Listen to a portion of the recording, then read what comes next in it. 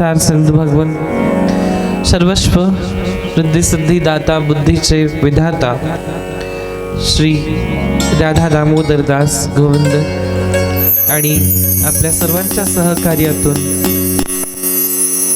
आपल्या आजोबांच्या पुण्यतिथी निमित्ताने सुंदर अशा या कथेला ज्यांनी सहकार्य केले आणि श्री गोकुळ निवासी ट्रस्ट गोरक्षण केंद्र त्यांनी त्यांच्या या 108 कथेच्या संकल्पनेमधून ही जी कथा या शिरसगाव मंडप गावातली माझ्या भाग्याला आली आहे ती 25वी श्रीमद भागवत कथा आहे आणि याही पुढे अशाच कथा आपल्या आयुष्यात येत राहतील. पण भगवंताचं भजनही होणं आपल्या आयुष्यात तेवढंच महत्त्वाचं आहे. अकारण करुणा बोलून चित सार सिंधू भगवान श्री राधा गोविंद यांच्या या छोट्याशा भजनामध्ये आपण भक्तिभावमध्ये या सुंदर अशा कथेला या 6व्या पुष्पाला आपण सुरुवात 5व्या पुष्पाला आपण सुरुवात करणार आहोत. श्री राधे.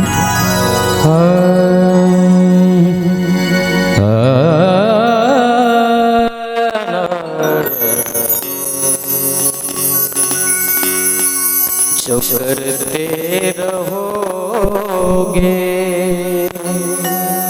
भजन धीरे धीरे, भजन धीरे धीरे तो मिल जाएगा वो सजन धीरे धीरे.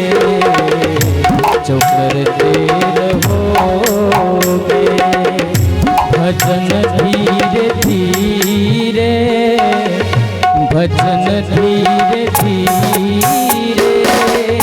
तो मिल जाएगा वो भजन धीरे धीरे. जो करते रहोगे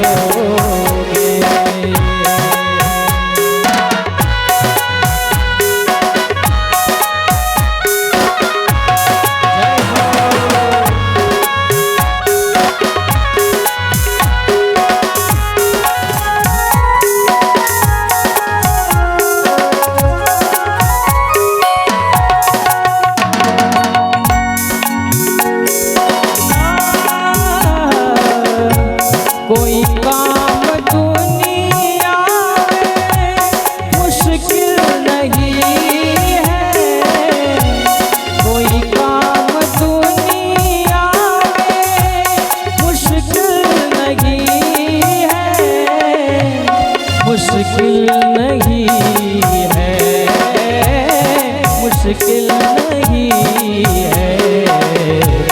कोई काम दुनिया मुश्किल नहीं है, मुश्किल नहीं है.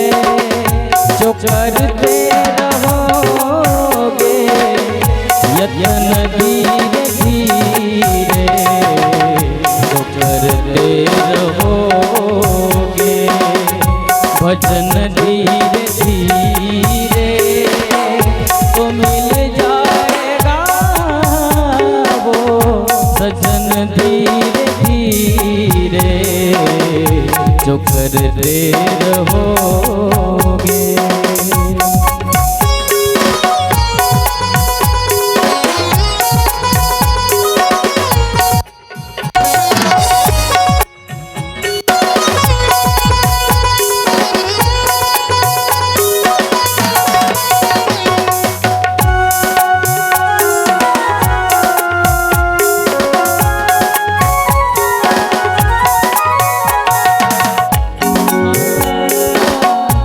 अगर उनसे मिलने की दिल में तमन्ना, अगर उनसे मिलने की दिल में तमन्ना, दिल में तमन्ना, दिल में तमन्ना, अगर उनसे मिलने दिल में तमन्ना, अगर उनसे मिलने की दिल में तमन्ना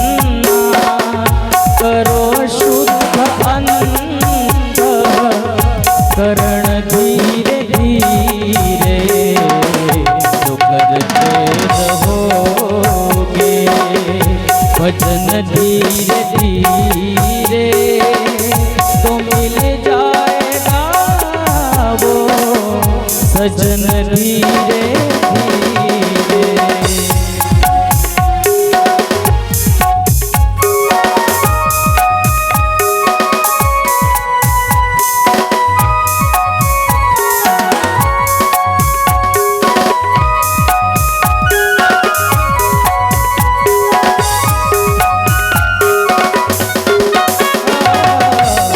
करो प्रेम से भक्ति सेवा हरि की, करो प्रेम से भक्ति सेवा हरि की, सेवा हरि की, सेवा हरि की।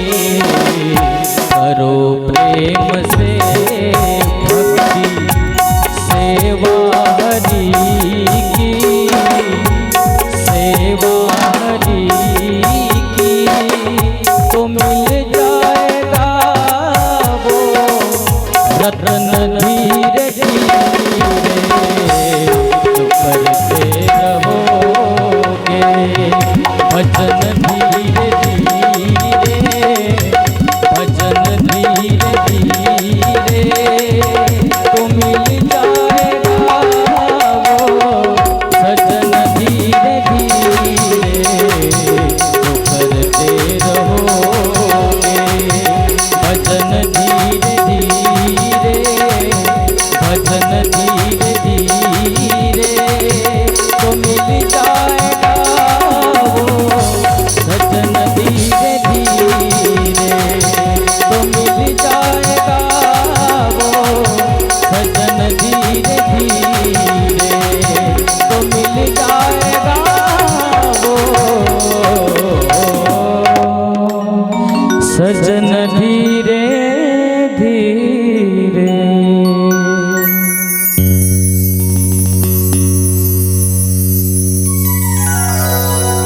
राधे राधे राधे। 33 कोटी प्रकारचे देवी देवता आहेत असं म्हटलं जातं हिंदू सनातन वैदिक धर्मामध्ये, पण आपल्याला हेच माहित नाही की नेमकं देवी देवता किती आहेत, किती प्रकारचे आहेत आणि आपण त्यांची पूजा कशी केली पाहिजे, कशा प्रकारे त्यांना मान सन्मान केला पाहिजे। 33 कोटी करोड देवता नाहीये, 33च देवता आहेत। कोटी या शब्दाचा अर्थ प्रकार होतो। राधे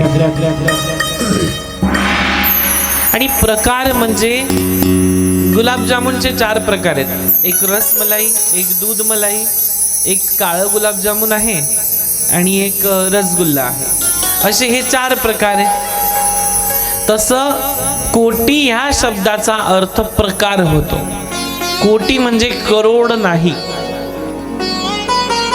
आणि ते प्रधान देवता आहेत, त्यांना मान पान सन्मान दिला पाहिजे की जेणेकरून त्या महिन्यामध्ये त्या तिथीला, त्या वाराला, त्या नक्षत्राला, त्या पुण्यतिथीला आपल्या आयुष्यामध्ये सुखदुःख येऊ शकतात। मग 8 वसू आहेत, 8 वसू, 11 रुद्र, 12 आदित्य, 1 इंद्र आणि 1 प्रजापती। म्हणजे या देवतांची नावं काय ते सांगतात। 8 वसू म्हणजे अग्नी एक देवता आहे, पृथ्वी माता, वायू, अंतरिक्ष, आदित्य म्हणजे सूर्य, धौम्य नावाचे वसू आहे, चंद्रमा आणि नक्षत्र, हे झाले 8 वसू।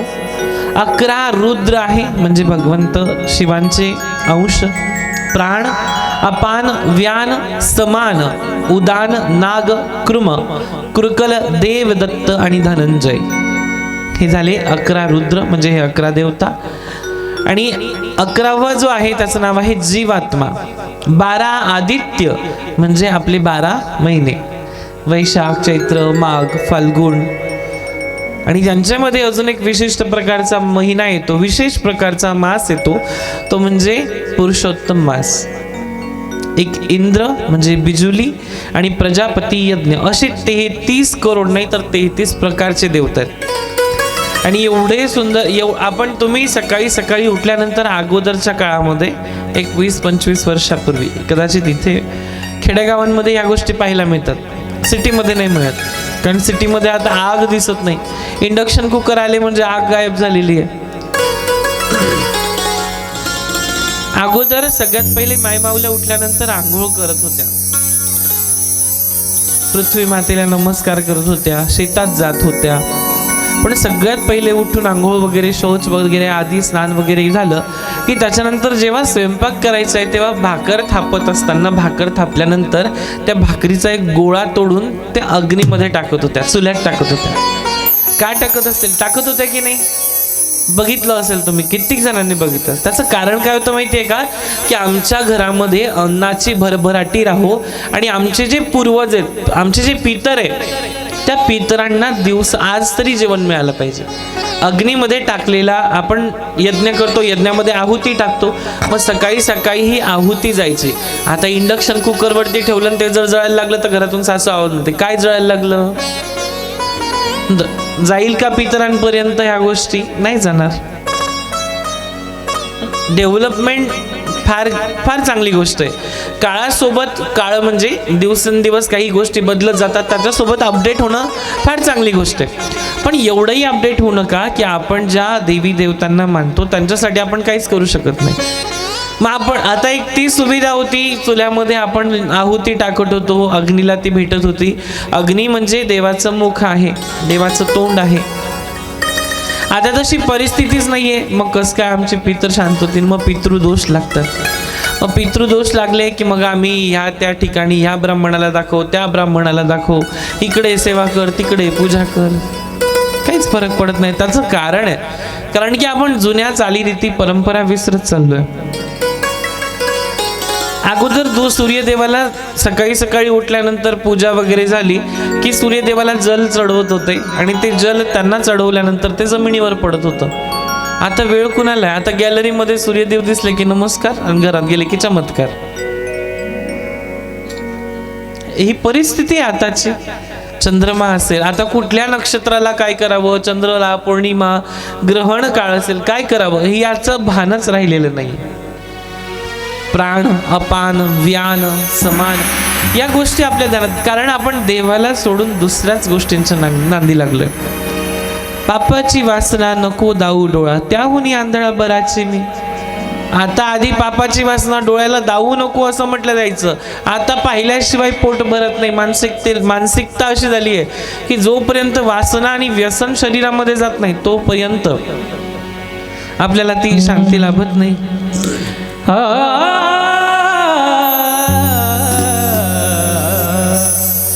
पापाची वासना नको दाबू डोळा, पापाची वासना नको दाबू डोळा, पापाची वासना नको दाबू डोळा, त्याहून आंधळा बराच मी, त्याहून आंधळा बराच मी, पापाची वासना नको दाबू डोळा, पापाची वासना नको दाबू डोळा, पापाची वासना नको दाबू डोळा.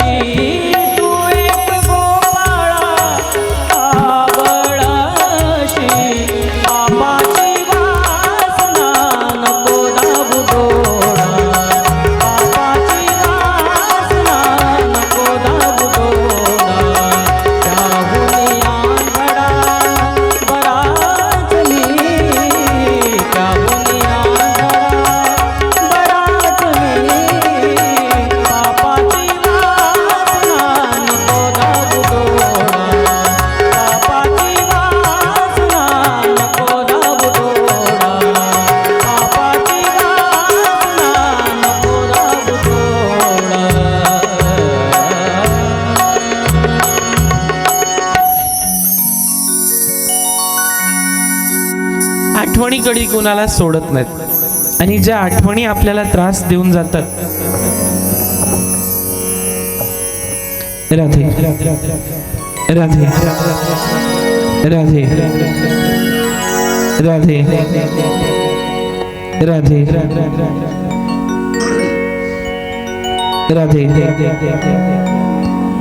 राधे राधे राधे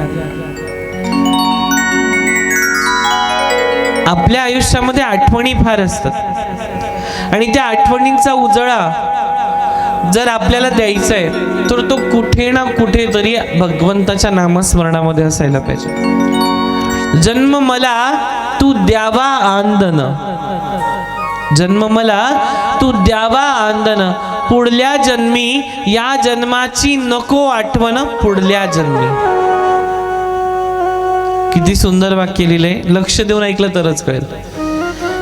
जन्म मला तू द्यावा आंदन पुढल्या जन्मी, या जन्माची नको आठवण पुढल्या जन्मी.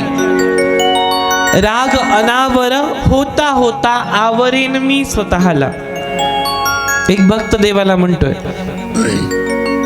राग अनावर होता होता आवरेन मी स्वतःला. पण अरे देवा, प्रेम वर नको नियंत्रण पुढल्या जन्मी. असं समजा मीराबाई म्हणतात, देवा प्रेमावर नको नियंत्रण पुढल्या जन्मी. देवा तुझ्या विना या 6 ऋतूंचं काय करू मी. हे 6 ऋतू माझ्या काय कामाचे. ऋतू 7वा होऊ आपण दोघी पुढल्या जन्मी. मीराबाई म्हणतायत की मला कुठल्याच प्रकारे तुझ्यापासून दूर व्हायचं नाहीये. इतकी देवी देवता आहेत, वासना डोळ्यातून शिरणार आहे. मग हे सगळं असताना सुद्धा जर माझ्या शरीरामध्ये या मातीरूपी देहामध्ये जर वासनाच आहेत तर मला त्या गोष्टीचं काय गरज आहे. म्हणून मला जन्म दे, पण पुढल्या जन्मी मागच्या जन्माची आठवण मात्र नको देऊ. कारण मीराबाईंनी ज्यावेळेस जन्म घेतला ना त्यावेळेस त्यांना मागच्या जन्माची आठवण फार त्रास द्यायची. कारण मागच्या जन्मामध्ये त्या साक्षात भगवान श्री कृष्णांची एक सख्याची पत्नी होत्या. तिचं नाव होतं माधवी. फार सुंदर कथा आहे त्या माधवीची. आईने सांगितलं लग्न झाल्यावर की सगळ्यांना बघ पण त्या कृष्णाला मात्र बघू नको. हिने तेच केलं, आयुष्यभर त्याला पाहिलं नाही आणि एकदा पाहिलं तर बेशुद्ध झाली तर उठलीच नाही. आईला शिवाय देते, आईला बोलते की मला तू कोणाचं मुख पायीपासून थांबवलं. त्या जगतधात्र्या देवाचं की ज्याने आयुष्यभर या गोपिकांपासून प्रेम शिकवलं, प्रेम शिकलेलं, त्यांच्यापासून तू मला थांबवलंयस. ही परिस्थिती आहे आणि म्हणून ती आईला शिवाय देते. या जन्मी भगवंता मला एकदा दर्शन दे. कन्हैयाने पुन्हा तिला कधीच बघितलं नाही. पण ती म्हटली ज्या जन्मामध्ये तुझं दर्शन होणार नाही तो जन्म काही कामाचा नाही. अनंत वेळा काळ निघून जातो, माधवीचं शरीर सुटतं आणि ती भगवंतामध्ये विलीन होते. पुढचा जन्म मिळतो तो म्हणजे मीराबाईंचा, संत मीराबाईंचा. आणि त्या जन्मामध्ये सर्वस्व लाज सोडून देतात. संसार, प्रपंच, मोह, माया, फक्त आणि फक्त मेरे तो गिरिधर गोपाल दूसरो ना कोई. आपल्याला लाज वाटते भगवंताच्या या धर्ममंडपात देवासमोर नाचायला, है की नाही. आपण फक्त उभे राहतो, नाही आम्हाला नाचता येत नाही. आणि डीजे समोर आपल्या लेकाचं लग्न आहे, लेकीचं लग्न आहे, मग तेव्हा सगळी अश्लीलता त्या गाण्यांवरती. मग ते सैराटचे गाणे जरी लागले मग नाचतात महाराज ढिंगणान चिकिनान. मग ती पावरी लावली तर मग इकडे टाळ्या तिकडे गजर, वा वा. पण इथे म्हटलं पावल्या खेळा, इथे म्हटलं टाळ्या वाजवा, इथे म्हटलं थोडंसं भजनात नाचायचंय, भगवंताचं नामस्मरण करायचंय, नाही आम्हाला हेच लाज वाटते माई. तिथे नाही वाचत, तिथे वाटत नाही लाज. तिथे त्या अश्लील गाणं, ते कसले गाणे, त्या गाण्यांवरती नाचायला थोडाही विचार येत नाही मनामध्ये. तिथे समाज नसतो का. तिथं तर याच्यापेक्षा जास्त समाज असतो. तो घोडा त्या घोड्यावर बसलेला आहे आणि त्याच्या समोर दुसरे घोडे नाचताय. बेगानी शादी में अब्दुल्ला दिवाना. पण इथे धर्ममंडपात लाज वाटते. त्यांनी सर्वस्व भगवंताला अर्पण करून दिलं. जे होईल ते पाहिलं जाईल, तुझ्यासाठीच. पण याच्या पुढे कसल्याच गोष्टीची लाज नाही. का. माझ्या अंतयात्रेत कुणी आलं नाही आलं फरक नाही देवा. माझ्या अंतयात्रेत कुणी आलं नाही आलं फरक नाही देवा. आयुष्यभर ज्यांनी मला जाळलेलं आहे त्यांनी जाळलंच पाहिजे, काही गरज नाही देवा. जिथे मी मेले तिथेच मला पुरून टाका, काही फरक नाही. मीराबाई म्हणतात बघा, जिथे मी मेले ना तिथेच मला पुरून टाका, काही फरक नाही. मी शेवटीही एकटीच होते आणि आताही एकटीच आहे, मला निवांत राहू द्या. साथ सोडणाऱ्यांनी खांदे दिलेच पाहिजे, गरज नाही. एकांतात या देहाचं काय होईल, या शरीराचं काय होईल, फरक नाही. माहितीये का, हा अंत आहे, हा सगळ्यांचा अंत आहे. फक्त समजणाऱ्याला असं वाटतं की संसार फार सुख आहे. संसार म्हणजे फार मोठी गोष्ट आहे. संसारात सुख नाही हुशारी धर, कुणाचे मायबाप आणि कुणाचे घर. सर्व म्हणती माझे माझे, मीच आहे करता. चुटकी सरशा निघून जाशील, कुणी नाही तुझा धरता. जैसे घडले कर्म हातून, केले तैसे भर. कुणाचे गणगोत्र आणि कुणाचे घर. संसारात सुख नाही हुशारी धर. कुणाचे आईबाप, कुणाचे पुत्र मित्र पत्नी, कुणाचे नाव कुणाचे गाव. नाही वतनी मोठे मोठे घसरून गेले, थरावर थर निघून गेले. कुणाचे गणगोत्र कुणाचे घर. संसारात सुख नाही हुशारी धर. कुणाचं चुलत काका, कुणाचा मामा, कुणाची बायको. गणगोत्र कुणी नाही कामा. स्वार्थी लोभी माया सारी, दावी वर वर. कुणाचं गणगोत्र आणि कुणाचं घर. संसारात सुख नाही हुशारी धर. धनसंपत्ती जवळ आहे, जमले पहा सारे. संकटाची वेळ आली, उरावर लाथ मारे. साथी तुझा कुणी नाही, तू एकटाच मर. कुणाचं गणगोत्र आणि कुणाचं घर. संसारात सुख नाही हुशारी धर. अमर आहे रूप तुझे, तुला झाला आहे भ्रम. सतगुरूचे पाय धर, सत्य कळेल वर्म. दुनिया दास सांगे, अभ्यास चिकाटीने कर. जैसे केले कर्म तैसे भर. संसारात सुख नाही हुशारी धर. किती सुंदर आहे, पण आपण त्या संसारालाच सुखी समजून चालतोय. आणि कथा कशी ऐकावी महाराज, हे पण फार विशेष आहे. कथा ऐकणं पण प्रत्येकाच्या नशिबात नसतं.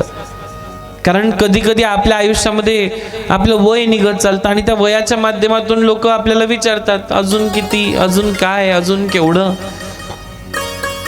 1 ते 10 ज्यांचं वय ना त्यांना लोक विचारतात, वय किती बाळा, हे की नाही. 1 ते 10 वर्ष वय ज्यांचं आहे त्या लेकरांना विचारतात, त्या लेकीला वय किती तुझं.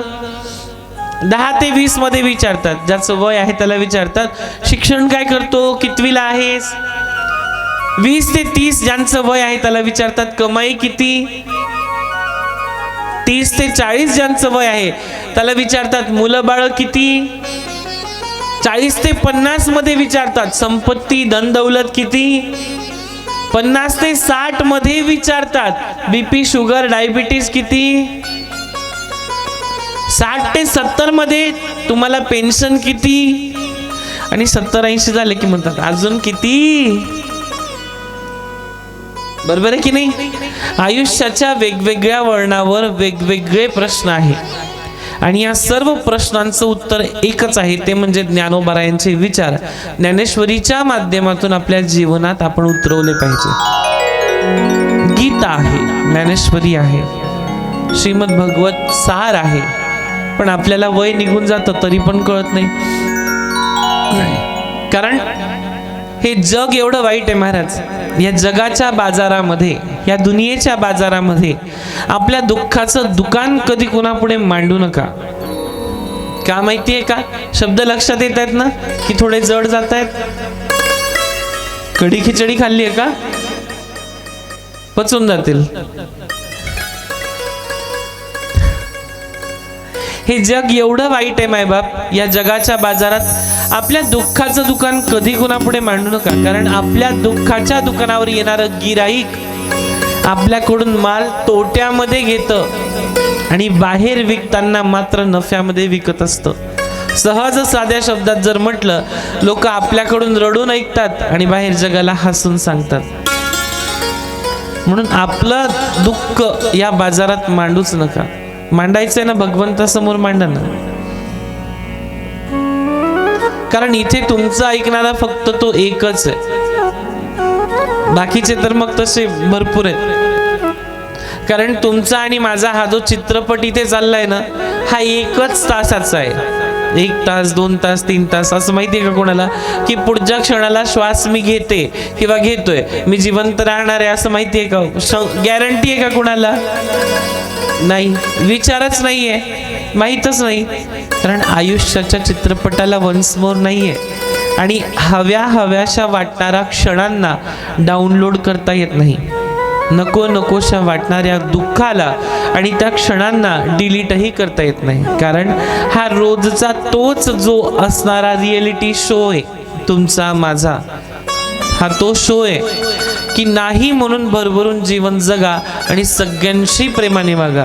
कारण या चित्रपटाला पुन्हा वन्स मोर नाहीये आणि हा चित्रपट पुन्हा लागणार नाहीये. इथून गेल्यानंतर तुम्ही परत याल का? स्मशानापर्यंत गेले, त्यांनी आगपेटी लावली, टायर टाकलं, रॉकेल टाकलं, पेट्रोल टाकलं, नसल जळत अजून राळ टाकला. थांबा मी आलेच परत, सारण सरवून घरी येणार आहे का परत? हा चित्रपटच असा आहे की याच्यामध्ये पुन्हा येता येत नाही. कारण की इथे वन्स मोर कोणालाच नाहीये. कुणीतरी एक कार्टून होतं ते म्हटलं होतं वन्स मोर वन्स अगेन कालच्या दिवशी. एक तमाशा आहे का? हा, भगवंताच्या नामस्मरणामध्ये फक्त आणि फक्त नाम जुळलं पाहिजे.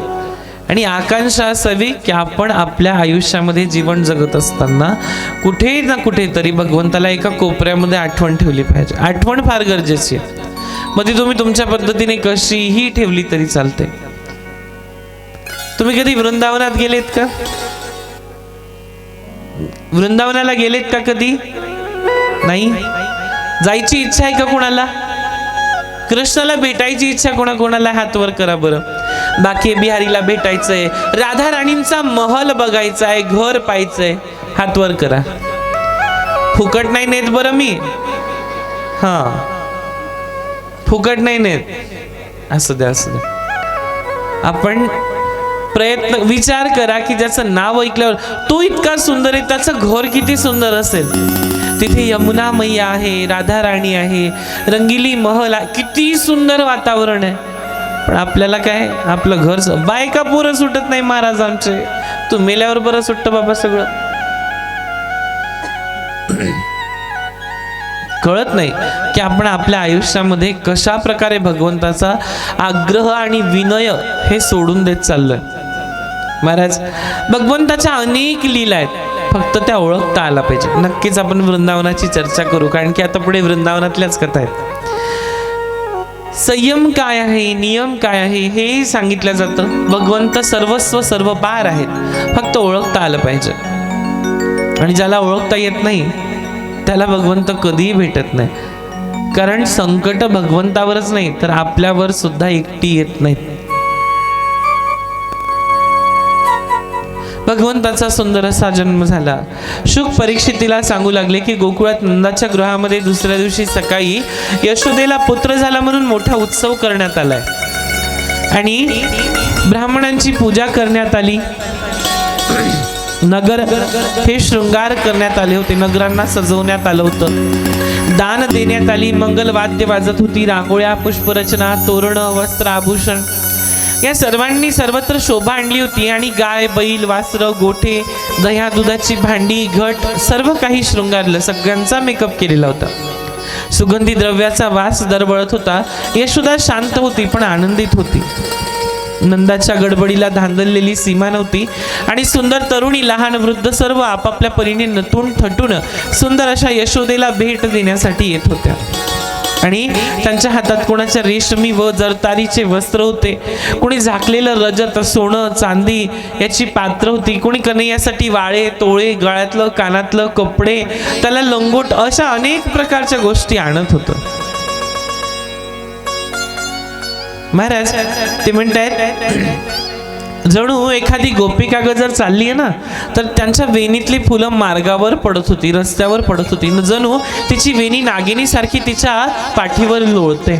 नंदाच्या घरापर्यंत मार्गाला म्हणजे रस्त्याला सुशोभित करीत होती. आणि त्या ठिकाणी त्यांचं सौंदर्य हे अलौकिक होतं. राजा परीक्षिता, त्या गोपिका आणि ते गोप म्हणजे उच्च कोटीतील जे योगी होते ना, ते सिद्ध महापुरुष, भक्त, यक्ष, गंधर्व, देव, किन्नर, विद्याधर, गंधर्व म्हणजे ते गोपिका आणि गोप होते. ते कोणी साधारण नव्हते. पृथ्वीला भार झाला म्हणून या सगळ्यांनी ह्या गोपिकांचं रूप धारण केलं होतं. कारण की त्यांना भगवान विष्णूंना लहान रूपामध्ये पाहायचं होतं, त्यांच्यासोबत खेळायचं होतं, त्यांना प्रेम काय हे शिकवायचं होतं की देवा तुला आम्ही मानतो रे, पण तुझ्याजवळ येण्यासाठी करोडो जन्म लागतील.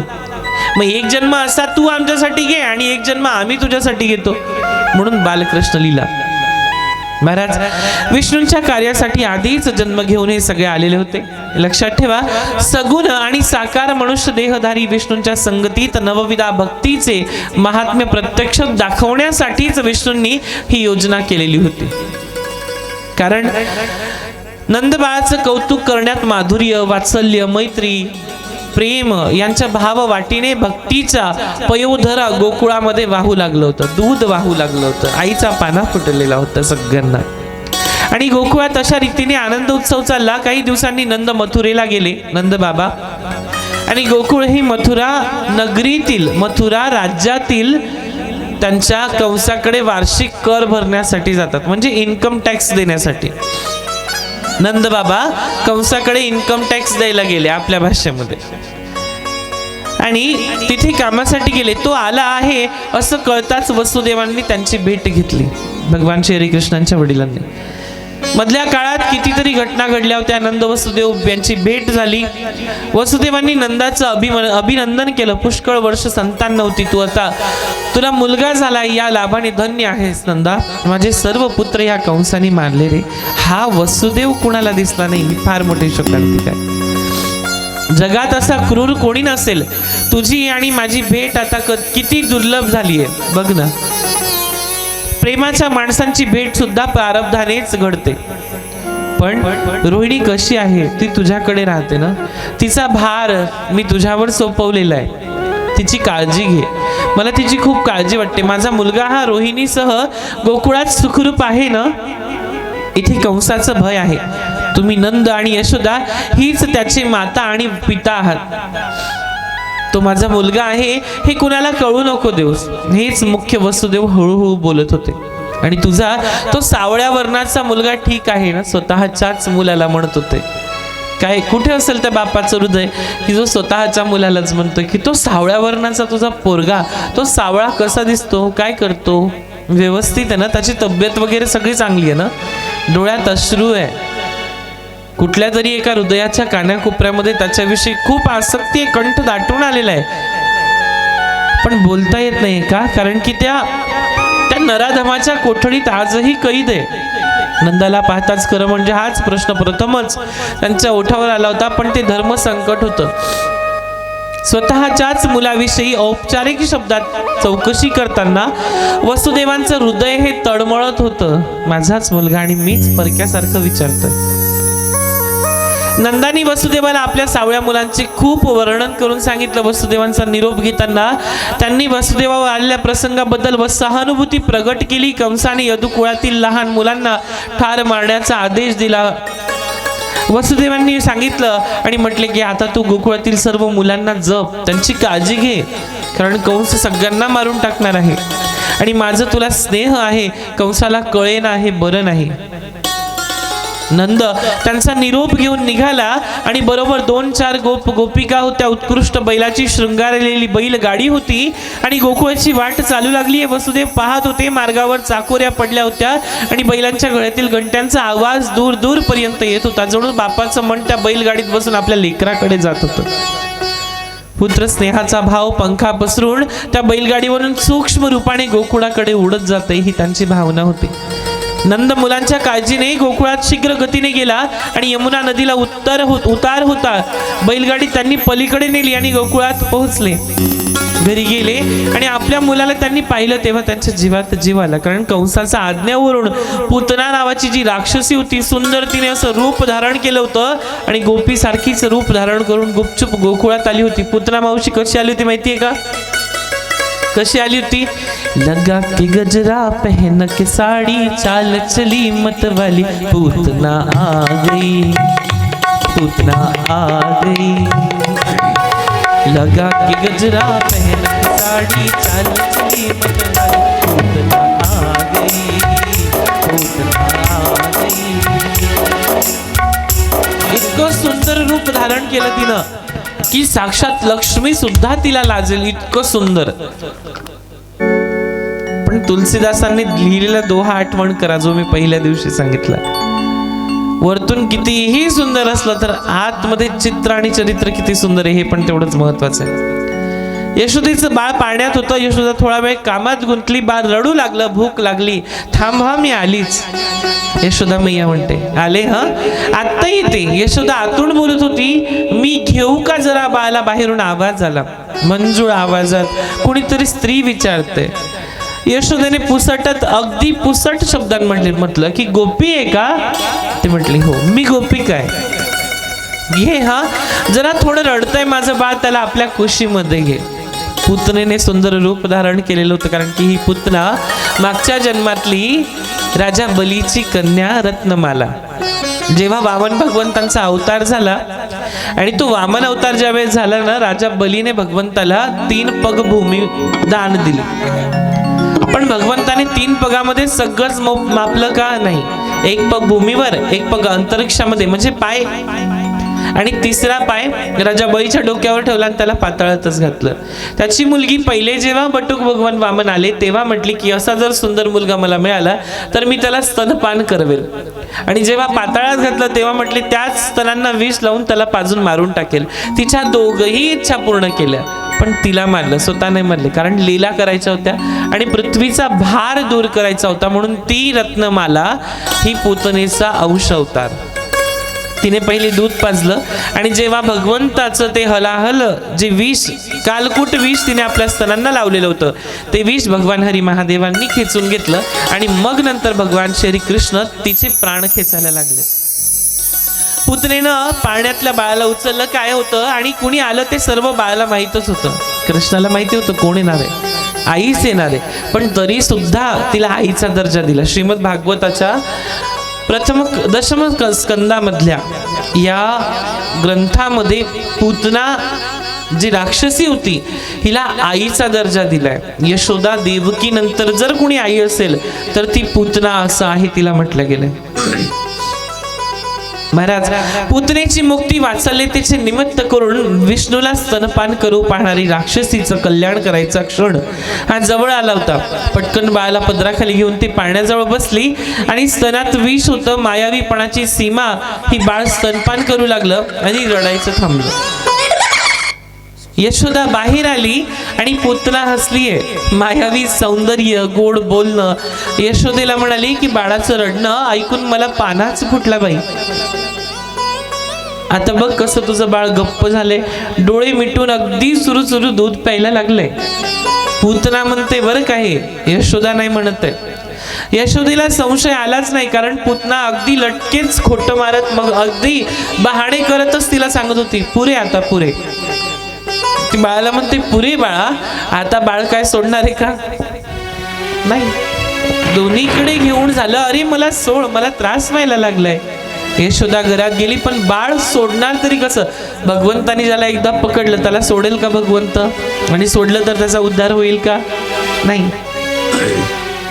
आणि त्याने त्या आईचं म्हणजे पूतनेचं सर्व जीवनाचं शोषण करायला प्रारंभ केला आणि ती ओरडू लागली. यशोदा पुढे झाली, पण पूतनेचं सुंदर शरीर दिसेनायचं होऊन तिने भले मोठे केस पिंजारलेली राक्षसी ती दिसू लागली आणि घाबरून यशोदा ओरडू लागली. ती सगळीकडे माणसं जमली आणि तोपर्यंत तिचा आवाज, तिचा चित्कार या सर्व दूर पसरलेल्या होत्या. पूतनेचे प्राण शोषून घेतले.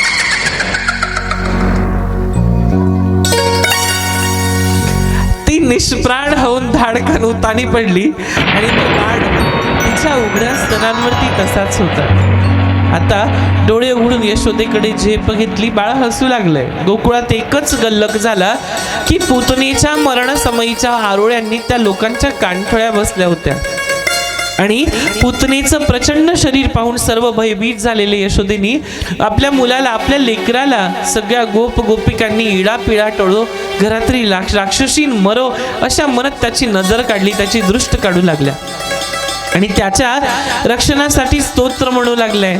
केवढं मोठं अरिष्ट टळलं नंदा. आणि इतर गोपिकांना हे कळलं तेव्हा पुतणीची गती पाहून सर्व स्तिमित झाले. भगवान विष्णूंची माया अत्यर्क आहे. गोकुळावर संकट आलं आणि या बाळामुळे ते टळलं असं ते सगळे म्हणत होते. पण महाराज, पुतणीच्या देहाचे अक्षरशः तुकडे कुऱ्हाडीने करावे लागले. विचार करा केवढी मोठी असेल ते. पुतणीच्या कुऱ्हाडीने करावे लागले आणि गोकुळाच्या बाहेर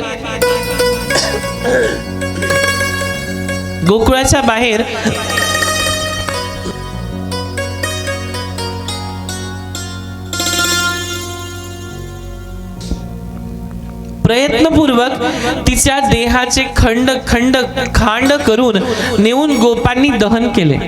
पण त्या चितेचा धूर मात्र चंदनाच्या जळाल्यासारख्या धुरासारखा येत होता, सुगंध येत होता. भगवंताला स्तन दिले आणि वात्सल्य भावाने त्याला जवळ घेतलं. त्याच्या स्पर्शाने त्या राक्षसिनीचे सारे पाप नष्ट झाले होते आणि तिला परमगती मिळाली होती. सुखदेव पुढे म्हणू लागतायत की आत्यंतिक उत्कंठ भावनेने भगवंताकडे जे जातात त्यांना परमोच्च गती प्राप्त होते, यात संशय नाही बरे का.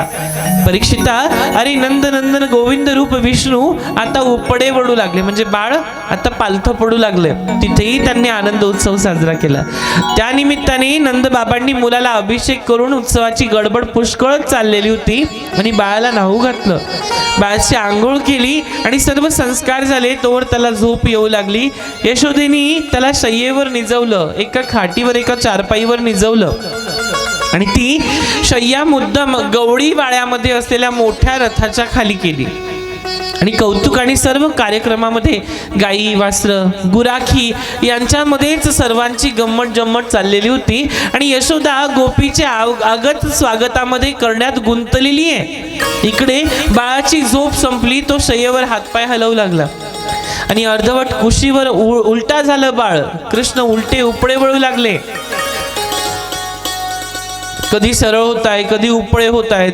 भराभर दोन्ही पाय झाडत होते, रडत होते. मध्येच पायाचा धक्का हा चुकून त्या रथाला लागला आणि बघता बघता काय आश्चर्य झालं की कुणाचंच लक्ष नाही. असं पाहून बाळाने असा जोराचा धक्का त्या रथाच्या चाकाला दिला की रथ जो उलटला की तो एकदम दूर मोडून पडला. आणि रथ म्हणजे काय तर दह्या दुधाचे घट ठेवलेला तो जो छकडा होता, म्हणजे ती जी बैलगाडी होती, तो भला मोठा मजबूत, पण तो पार मोडून त्याचे तुकडे तुकडे झाले. आणि बाळाचा प्रताप कुणाला हा कळला नाही की ते रथ एवढ्या दूर पडला कसा. आणखी एक अरिष्ट टळलं आणि नाही तर यशोदेचा मुलगा, गोकुळातील प्रत्येकाचं आवडतं बाळ जिवंत राहिलं नसतं, असे गोप म्हणू लागले. ते जे गवळी होते ते म्हणू लागतात, मुलाला ग्रहांची बाधा तर नसेल ना. कुणीतरी शंका बोलून दाखवली. नंदाने लगेच ग्रह शांती सुद्धा सुरू करून दिली. पण संकट शेवटी एकटी येत नाहीत. कंसाचे सेवक तृणाव्रत नावाचा राक्षस होता आणि पुतणीचा घात कसा झाला त्याचं वर्तमान कंसाला कळालं. तेव्हा त्याला शंका येऊ लागली आणि न जाणू गोकुळात माझा शत्रू जन्माला आलेला असेल. तृणाव्रताला वायू सिद्धी होती. तृणाव्रत नावाचा जो राक्षस होता त्या राक्षसाला वायूची सिद्धी होती आणि कंसाने त्याला पाठवलंय.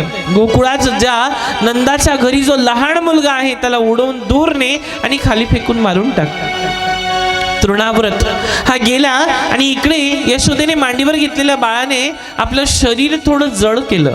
भगवान श्रीकृष्णांना कळून चुकलं होतं की तृणाव्रत हा आता गोकुळाकडे निघालेला आहे आणि मला जर आईने खाली नाही ठेवलं तर आई मला स्वतः सुरक्षित करेल. मांडीला भर सहन होईना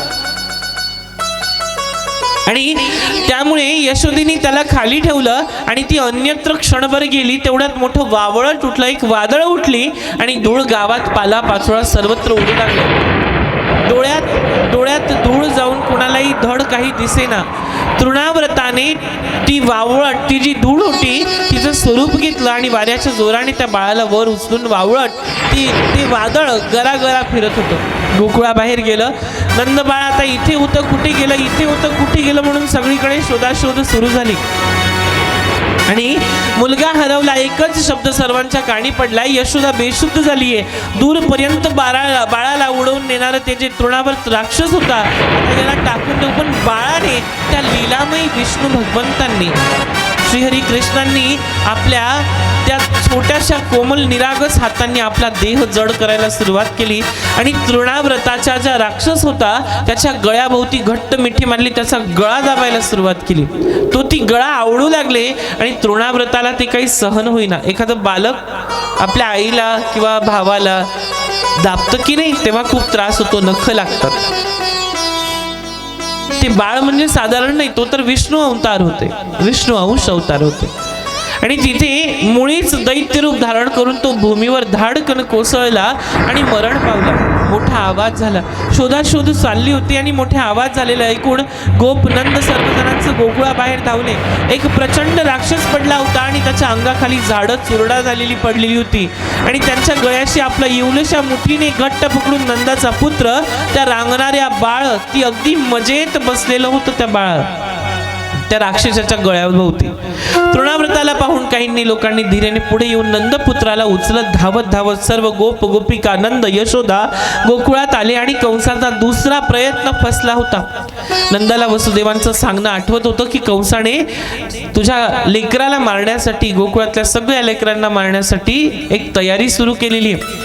आणि एकदा असंच काय झालं की आई स्तनपान देऊन माता यशोदा त्यांचे दुग्धयुक्त ओठ आपल्या पदराने पुसत होती आणि तेवढ्यात त्यांनी जांभाई दिली. आणि यशोदेला काय तर त्या जांभाईमध्ये, त्या मुखामध्ये सर्वस्व सागर, अंतरिक्ष, तारका, ग्रह, सूर्य, पृथ्वी, पर्वत, नद्या, समुद्र दिसू लागले.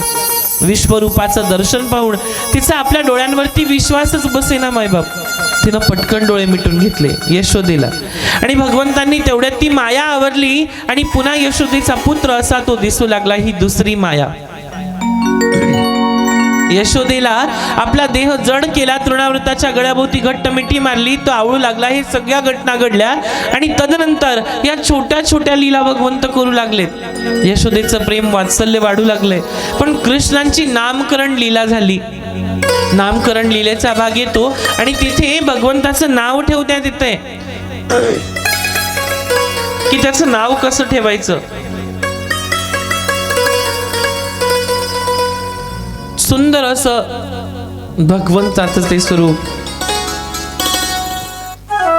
आणि काय होतं माहिती का, परीक्षित, गर्गमुनी, यदुकुळाचे कुलगुरू वसुदेवांच्या सांगण्यावरून त्या नंदाकडे आले, नंद बाबांकडे आले आणि नंदांनी त्या रोहिणींच्या आणि त्या रोहिणीचा जो मुलगा होता त्याचं आणि यशोदेच्या मुलाचं नाव हे गाईच्या गोठ्यामध्ये ठेवलं. आधी हीच प्रथा होती. आता हॉटेलमध्ये, लॉजमध्ये ठेवल्या जातात मुलांची नावं. कळतंय ना, हॉटेलमध्ये घेऊन जातात, लॉजमध्ये. तुम्ही त्यांना आज हॉटेलमध्ये, लॉजमध्ये नेत आहेत, ते 21-22 झाले की स्वतःहून लॉजमध्ये जातात. जे हसले त्यांना कळालं.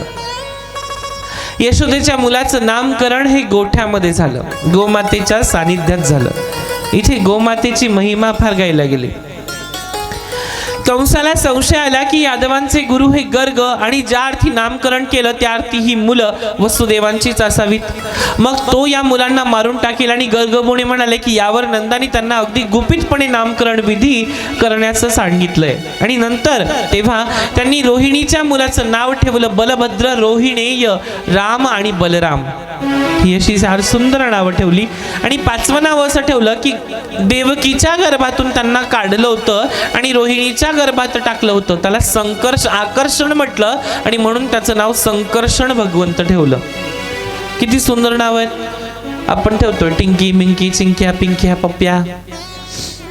हा पप्प्या जर 70 वर्षाचा झाला म्हटलं पप्प्या बाबा तुला घरी बोलवलं बरं का, पप्प्या बाबा येईन का, पिंकी आजी येईल का.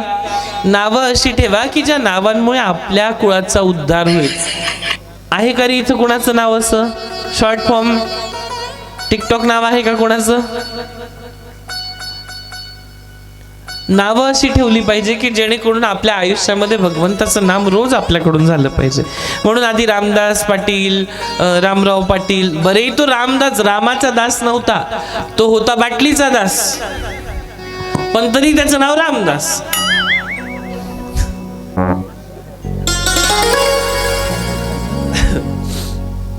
तो पांडुरंग, तो श्रीहरी, विष्णू, किती सुंदर सुंदर नावं होती. आता तसं राहिलंय का? तुम्ही प्या, मला काही घेणं देणं नाही, तुम्ही काही माझ्या बापाची पीत नाही. पण मला एक सहज विचार मनात येला, पिल्यानंतर 5-10 मिनिटाचा अर्ध्या तासाचा नशा, त्याच्यात पण 3 प्राणी अंगात येतात. एक डुक्कर येतं, एक पोपट येतो, एक वाघ येतो. ते मी सांगितलं तुम्हाला, ते माहितीये. पण हे पिल्यानंतर काय परिस्थिती होते?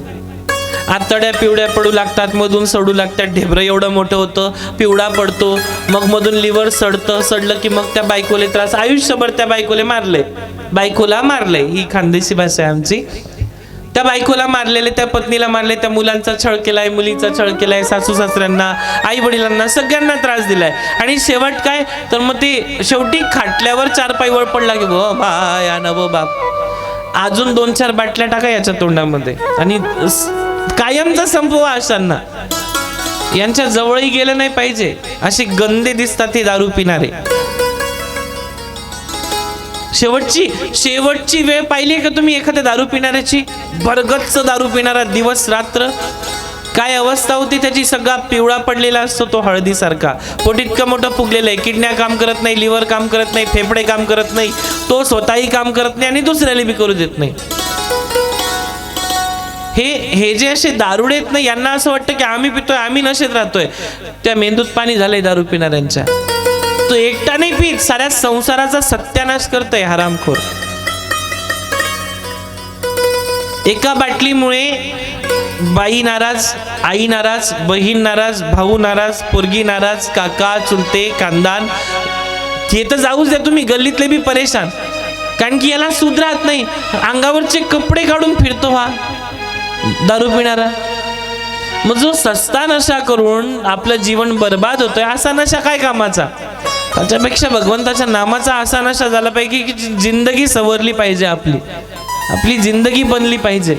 पण इथे काय महाराज, 10 रुपयाची प्यायची, 12 आण्याची दाखवायची. 4 आणे की मुर्गी, 12 आणे का मसाला. खाया पिया कुछ नाही, गिलास थोडा 12 आणे, अशी परिस्थिती या असल्या. आणि यांना तुम्ही समजवा, आपल्या लेकरांना शिक्षण द्या, त्यांना सुशिक्षित करा, त्यांना मोबाईल देऊ नका. काहीतरी बाळाचे पाय ना मायला पाळण्यातच दिसतात मायबाप. ते 12वीत जाईपर्यंत तरी त्यांना मोबाईल देऊ नका. आणि देत असेल ना तर 2 लाथा बुक्के द्या, त्याचं कंबळलं ठीक करा. नसेल दुखीत अजून मलम लावा, 2-4 दिवसांनी परत त्याला ठोका चांगला. पण त्याला मोबाईल नका घेऊन देऊ, कारण की जेव्हा ते डोक्यावर बसतात ना, मग आवरणं कठीण होतं. मी आधीच बोललो, योग्य वयात जर शिक्षण दिलं नाही तर तुमच्या पाठीवर वय निघाल्याशिवाय राहणार नाही. वय हा शब्द एकच आहे, पण अर्थ वेगळे आहेत. वय कळतं ना, मारल्यानंतर लाल पट्टा उमटतो किंवा हाताचे 5 बोटं उमटतात, त्याला पण वयच म्हणतो आपण. तुमच्याकडे वयच म्हणतात ना, की काही वळखणं असं काहीतरी म्हणतात आहे ना, पण ते मराठी शुद्ध भाषेत वयच म्हणतात. वाढत चाललेलं वय आणि पडलेले वय सारखेच असतात, फक्त दिसत नाहीत. म्हणून शिक्षण चांगलं द्या. सुंदर अशी भगवंताची नावं ठेवण्यात आली. एकदा प्रेमाने राधे राधे बोलायचं. राधे राधे, राधे राधे, राधे राधे. महाराज, यशोदेचा मुलगा सावळा होता आणि त्याचं नाव श्रीकृष्ण ठेवण्यात आलं. ते नंदाला म्हणाले की हे दोन्ही मुलं शेष भगवान आणि विष्णू यांचा अवतार आहे. बालपणी त्यांचं पालन पोषण फार दक्षतेने, फार जपून करायचंय. नामकरण केल्यावर नंद, यशोदा सर्वजण बलराम आणि कृष्ण कान्हा अशा नावांनी बोलवू लागले, हाक मारू लागले. कृष्ण आणि बलराम हे भाऊ भाऊ म्हणूनच वाढू लागले, पण त्यांना माहित नाही की आम्ही दोघं सख्खे भाऊ आहोत. जसे जसे ते मोठे होऊ लागले तसे तसे त्यांच्या बाललीलांनी गोकुळामधल्या प्रत्येकाला मोहून टाकले. थोडंसं चालू लागले तेव्हा मातीचा खेळ खेळू लागले. हातात हात घालून मार्ग रस्त्यावर चालायचं, धूळ फपुट्यामध्ये खेळायचं, तोंडाला अंगाला माती लावून घ्यायची आणि आणखीच शोभून दिसायचं, सुंदर दिसायचं रूप. आता मातीत राहिलेली नाहीये, नाही बाहेर नको जाऊ, बाहेर माती आहे रे, तुझ्या अंगाला माती लागेल. दिलं 10-15 हजाराचं डबडं त्याच्या हातात. फुटले त्याचे डोळे, झाले त्याच्या काचाच्या गोट्या, लावले त्याला एवढे मोठे मोठे भीमकाच. कुदू द्या, खेळू द्या ना, तेव्हा त्याच्या नसा मोकळ्या होतील. तो 40-45चा होत नाही, लहानपणीच त्याला फुलासारखं सांभाळलं.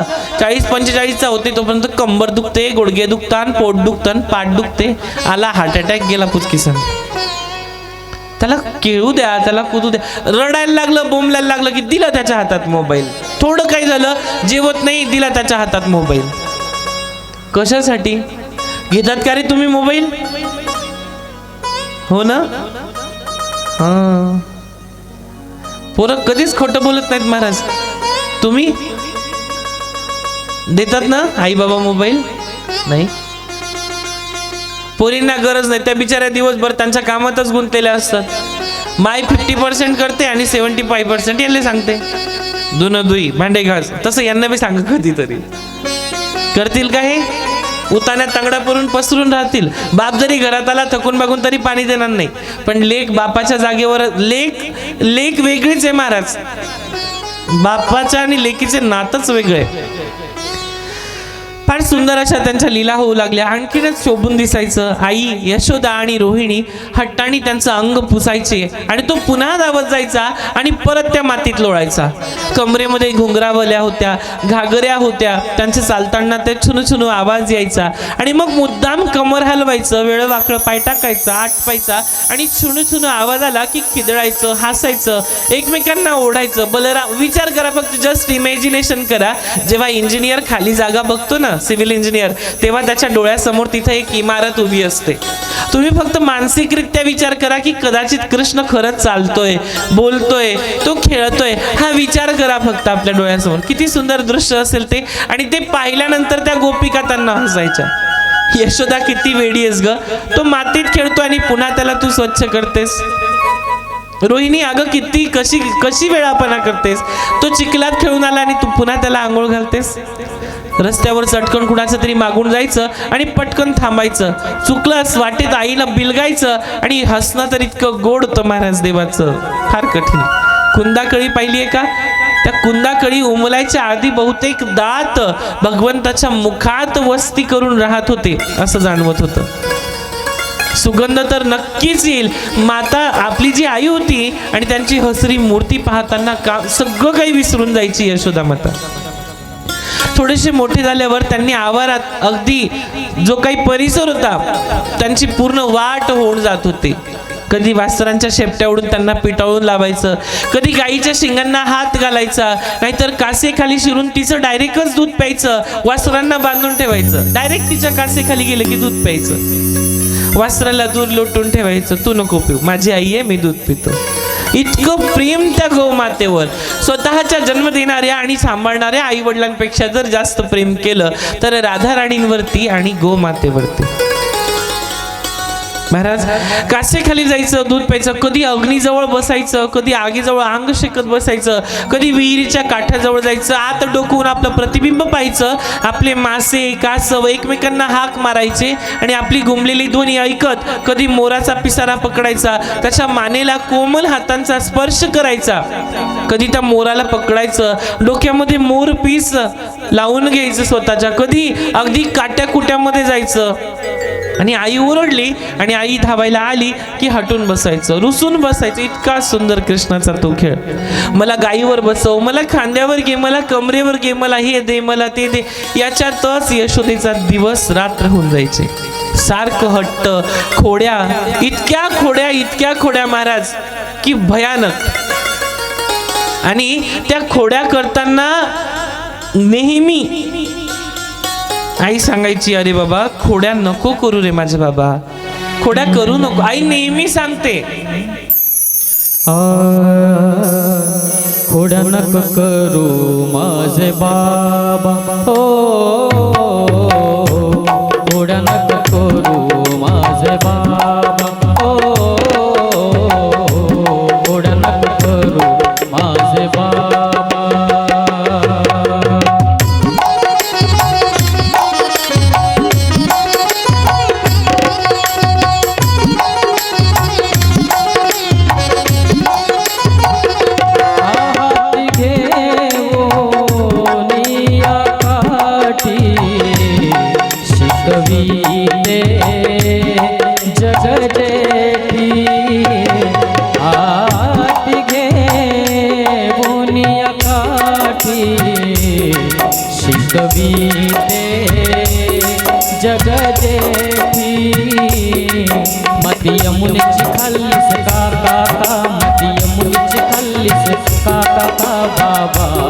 खोड्या नका करू माझे बाबा खोड्या नका करू माझे बाबा खोड्या नका करू माझे बाबा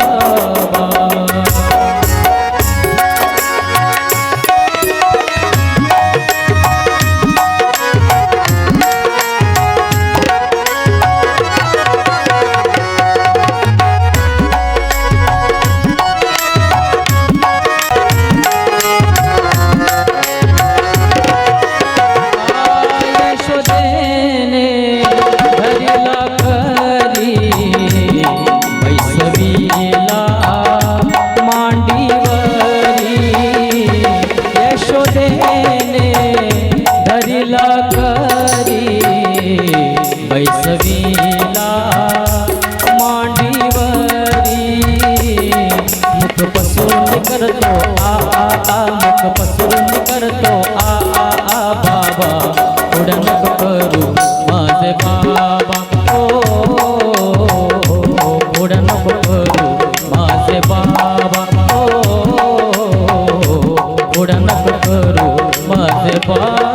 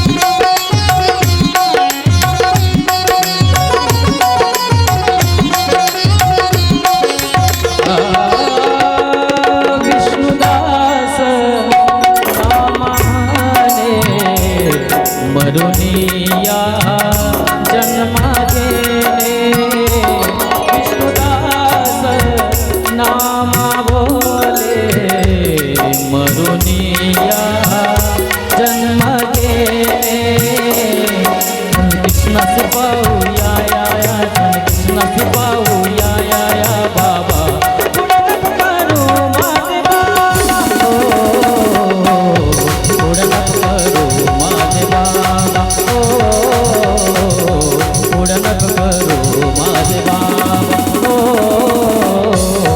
खोड्या नको करू माझे बाबा खोड्या नको करू माझे बाबा खोड्या नको करू माझे बाबा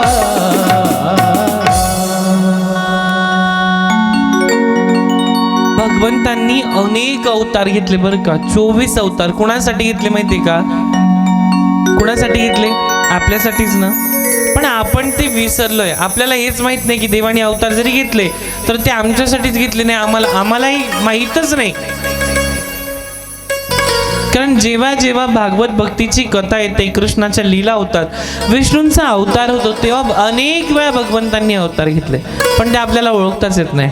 भगवंतांचे 24 अवतार आहेत आणि त्या 24 अवतारांमध्ये आता अचानकच मध्ये ह्या कथा कशा आल्या तर लीला अवश्य आहे. अवतार का ग्रहण केले देवांनी?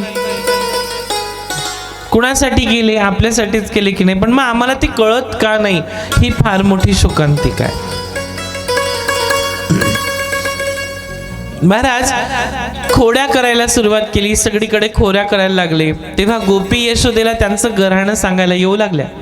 दुधादह्याच्या चोऱ्या आईच्या कानावर येऊ लागल्या. कांगड्या सांगत्या कथा सांगताना चिडलेल्या गोपिका सांगत हसू लागायच्या. रागाची जागा कौतुकाने घ्यावी आणि कोपाची जागा आनंदाने घ्यावी, अशी सुंदर सुंदर ती लीला भगवंतांची पाहून यशोदेने सांगावं, आणि कुठे गेला तो चोरटा, येऊ दे त्याला, मी चांगलाच मार देते. इतकी सुंदर शब्द. मग गोपिकांनी म्हणावं, नाही नाही नाही नाही यशोदा, मारू नको ग, आम्ही सहज त्याला पाहायसाठी आलो. आणि त्यांना मार बसावा म्हणून नाही आम्ही सांगत, तेवढ्यात धावत धावत दोघं यायचे आणि यशोदेच्या कमरेला विळखा मारायचे. आई आम्ही काहीच नाही केलं, आई आम्हाला माहित पण नाही हिचं घर कुठे. मैया हमें पता ही नहीं इनका ये काकी का घर किधर है, हमें पता ही नहीं है। काकी तो आपसे झूठ मूठ का बोल रही है। मैया सच में हमें पता नहीं है, हमने चोरी नहीं की वहां पे जाके। इतकं सुंदर बोलायचं महाराज। आणि तुम्ही जर ब्रज भाषा कधी ऐकली ना, कधी वृंदावनामध्ये, मग तर अजूनच वेळ लागेल महाराज त्या कृष्णाचं। इतकी सुंदर भाषा आहे ब्रज भाषा। तुम्ही ना कधीतरी मथुरा, वृंदावन, तीर्थ क्षेत्र, बरसाना इथे नक्की जा। तुम्हाला कृष्ण काय आहे ना हे इथल्यापेक्षा तिथे गेल्यावर खूप कळेल।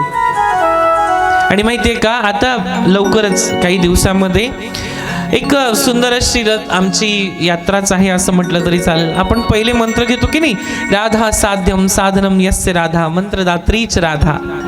श्री राधाजींची सेवा आहे। आणि विशेष म्हणजे प्रेरणास्थान आमचे वैकुंठवासी आई भगवतीचं सानिध्य ज्यांना लाभलंय, ज्यांच्यामुळे ही आज मी तुमच्यापर्यंत आलोय ना मायबाप, ते फक्त त्या आमच्या काय बोलावं त्यांच्याविषयी। आज मी तुमची माझी भेट झाली, माझी शंकर भाऊंची भेट झाली, तर ती फक्त आमचे प्रेरणास्थान जे आहेत ते म्हणजे आमचे उद्धव महाराज कोराडे। आज प्रार्थना आहे भगवतीच्या चरणी की कुठेतरी त्या लेकराला तुझी सेवा करता करता त्याने स्वतःचं आयुष्य, आज ते ह्या जगात नाही आहेत, पण मायबाप अशा लेकराला भगवतीच्या चरणी आणि भगवान श्री कृष्णांच्या चरणी एकच प्रार्थना आहे की त्यांना तुझ्या जवळ जागा दे बाबा, त्यांच्या यातना नको। एका अपघातामध्ये त्यांचं निधन झालं आणि ते आम्हाला सगळ्यांना सोडून गेले। आणि त्यांच्याच उद्देशातून एक लहान दादा कालच परवाच बोलले की आम्ही सुद्धा एकदम टप्पोरी होतो, कुठेतरी काहीतरी वेळेवाकडे कामं करायचे, शेती करायची, या गोष्टींमध्ये होतो, पण जेव्हा आपल्याला संतांची संगती लाभते ना बघा, खरंच त्या देवच म्हणता येईल माझ्या भाषेत तरी, आमच्या भाषेत तरी। अशा संतांची संगती लाभली आमचे उद्धव महाराज कोराडे, आणि सगळं आयुष्यच त्यांचं बदलवून टाकलंय। त्यांची किती मोठी टीम आहे महाराज। आज हजारो बहिणी आहेत आमच्या शंकर भाऊंना। का माहितीये का, कारण की केंद्रच नाही तर गावागावात श्रीमद भागवत कथेचा सार पोहोचवायचा। गोकुळ निवास ट्रस्ट भाकरवाडी ही जी ट्रस्ट आहे, हे जे एक छोटासा संघटन आहे, ही जी परिवार आहे हा आईचा, आई गोमातेचा, या परिवारातून श्रीमद भागवत कथा करायचा, गोमातेचं सर्वस्व सार सांगायचं की गोमाता काय आहे, तीर्थयात्रा काय आहे, दर्शन काय आहे। आणि लवकरच तुम्हाला जायची इच्छा आहे का खरंच वृंदावनामध्ये जायचंय ना, मग 10/11/2025 या रोजी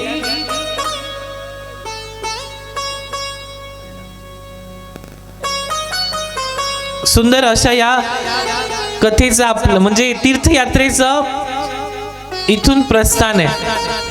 श्री वृंदावन धाम यात्रा आणि ज्योतिर्लिंग दर्शन श्रीमद भागवत ज्ञान यज्ञ सोहळा। इथे ऐकताना किती आनंद होतोय तुम्हाला, किती आनंद होतोय, खूप आहे की नाही। मग तिथे त्याच्याजवळ गेल्यानंतर किती होईल, वृंदावनात गेल्यानंतर तर आता काही दिवसानंतरच वृंदावन धामची यात्रा निघणार आहे इथून। आणि ज्या भक्तांना यायचंय ना त्यांनी आवर्जून या, लहान लेकरं असतील, मोठे असतील, छोटे असतील, सगळ्यांनी आवर्जून या। काय माहितीये का, कारण की ज्याच्या लीला, ज्याचं वर्णन, ज्याच्या कथा ऐकताना मनाला एवढा आनंद भेटतो त्याला एकदा भेटणं गरजेचं आहे। ज्या महलावर बसून त्यांनी आपल्या आई वडिलांसाठी डोळ्यात अश्रू आणले, तो मथुरेतला महल पाहणं गरजेचं आहे, दर्शन घेणं गरजेचं आहे। आयुष्यातल्या पितरांसाठी, पूर्वजांसाठी तिथे जाऊन प्रार्थना करणं गरजेचं आहे। म्हणून 22 डिसेंबर ते 30 डिसेंबर असा तो यात्रेचा प्रवास आहे। आणि विशेष म्हणजे स्लीपर कोच बस आहे, आरामात झोपून जायचं आणि झोपून तिकडनं यायचं।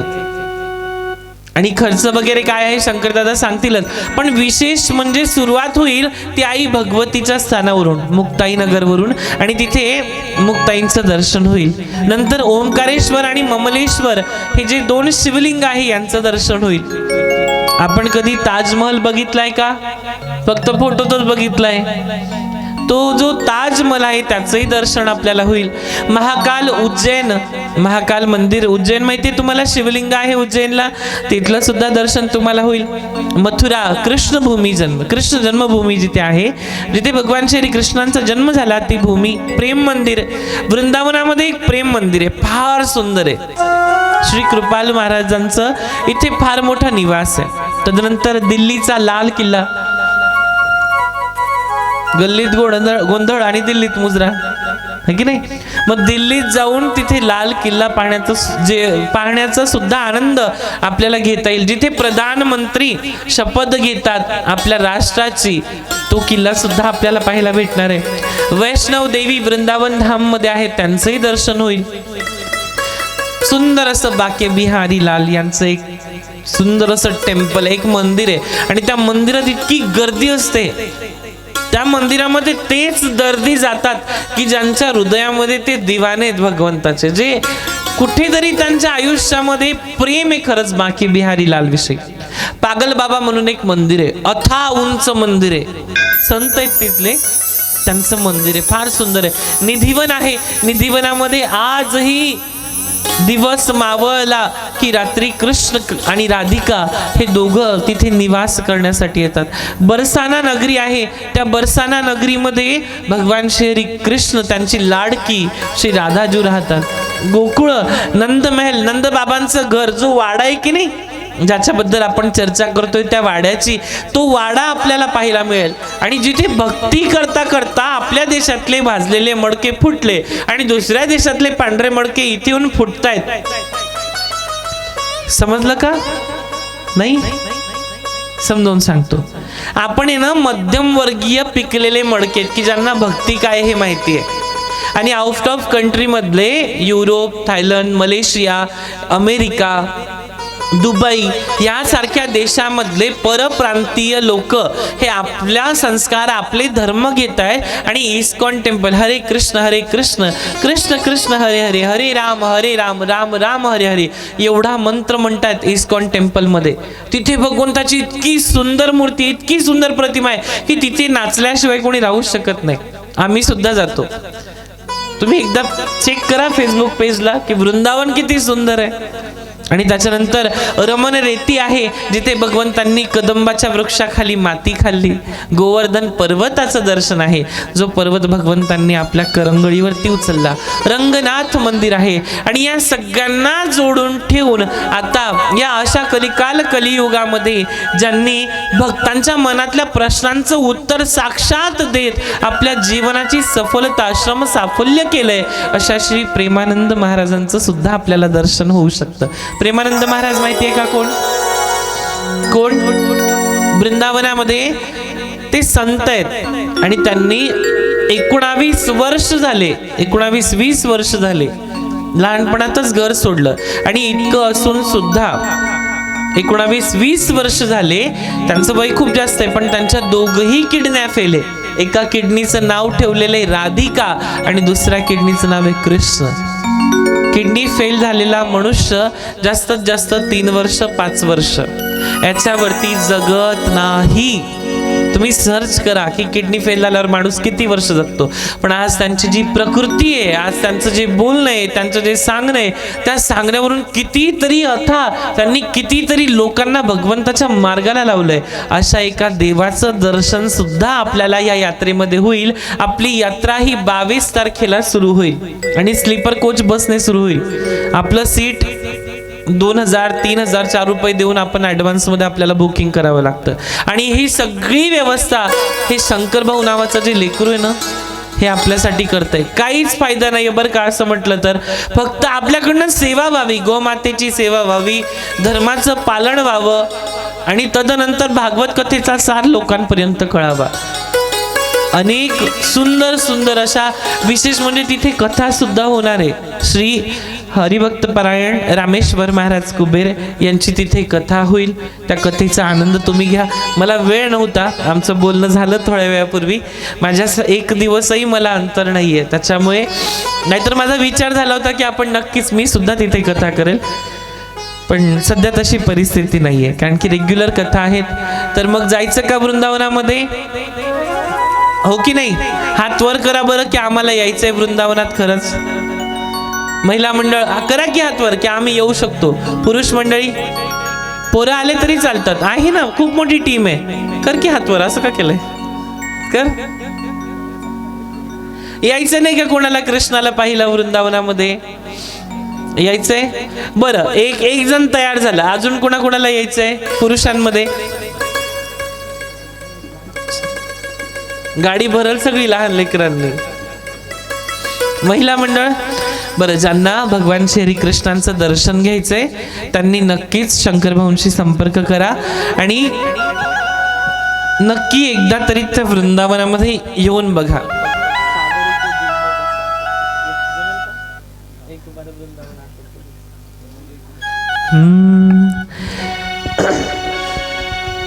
सांवरे को दिल में बसा कर तो देखो,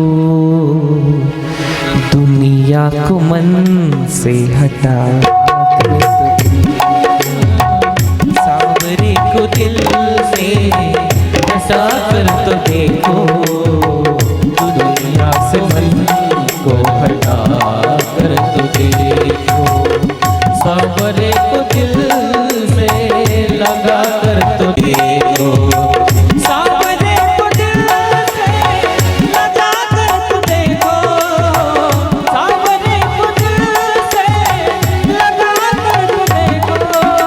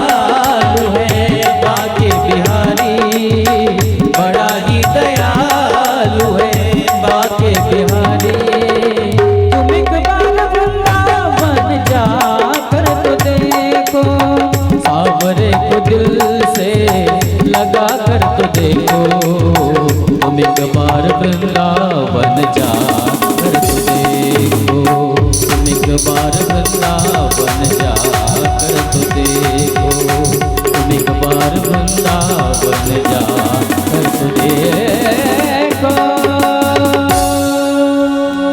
मीरा ने जैसे गिरिधर को पाया, फार सुंदर है महाराज वृंदावन। मीरा ने जैसे गिरिधर को पाया,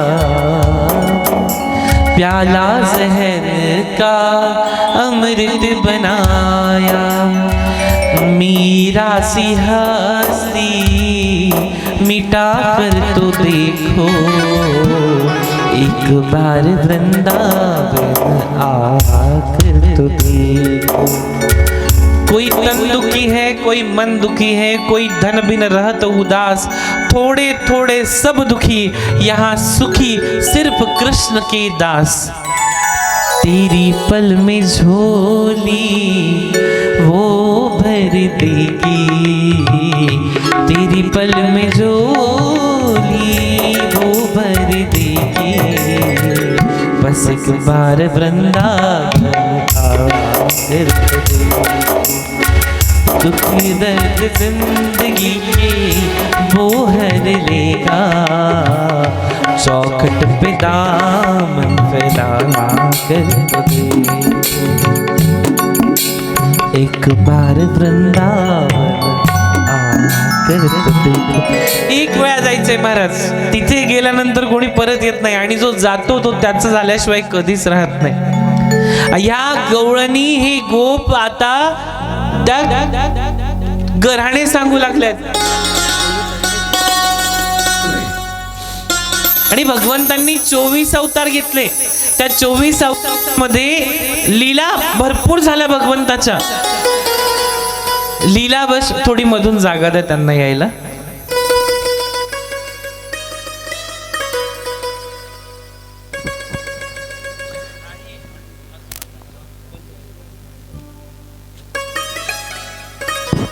त्यांनी 24 अवतार घेतले, पण त्या 24 अवतारांमध्ये एक इतका सुंदर अवतार घेतला. भगवंताला परमपुरुष म्हटलं गेलं बरं का. परमपुरुष, मर्यादा पुरुष, वैराज्य पुरुष म्हटलं गेलं. पण भगवंतांनी एक सुंदर असा अवतार घेतला.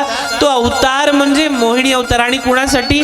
हे नालायक, हे जे राक्षस होते ना, यांना धडा शिकवायसाठी. असा तसा नाही शिकवला, राधे फार खतरनाक प्रकारे धडा शिकवला. आणि भगवंतानी अवतार घेतला तो म्हणजे मोहिनी रूपाचा. इतकं सुंदर रूप ते पाहून मनो देव, दानव, दैत्य, महादेवांना सुद्धा यांच्यावर प्रेम झालं. आणि महादेवांना प्रेम झालं म्हणून महादेवांच्या पासून एक मुलाची उत्पत्ती झाली आहे. इतका सुंदर अवतार घेतलेला आहे मायबाप. आपण सुंदर, कारण इथे बसलेले साधारण लोक नाही आहेत आणि इथे नृत्य करणारी व्यक्ती पण साधारण नाही. ज्याला IAS ची परीक्षा देऊन ज्यांनी पास झाले त्यांनी त्याला दत्तक घेतलेलं आहे.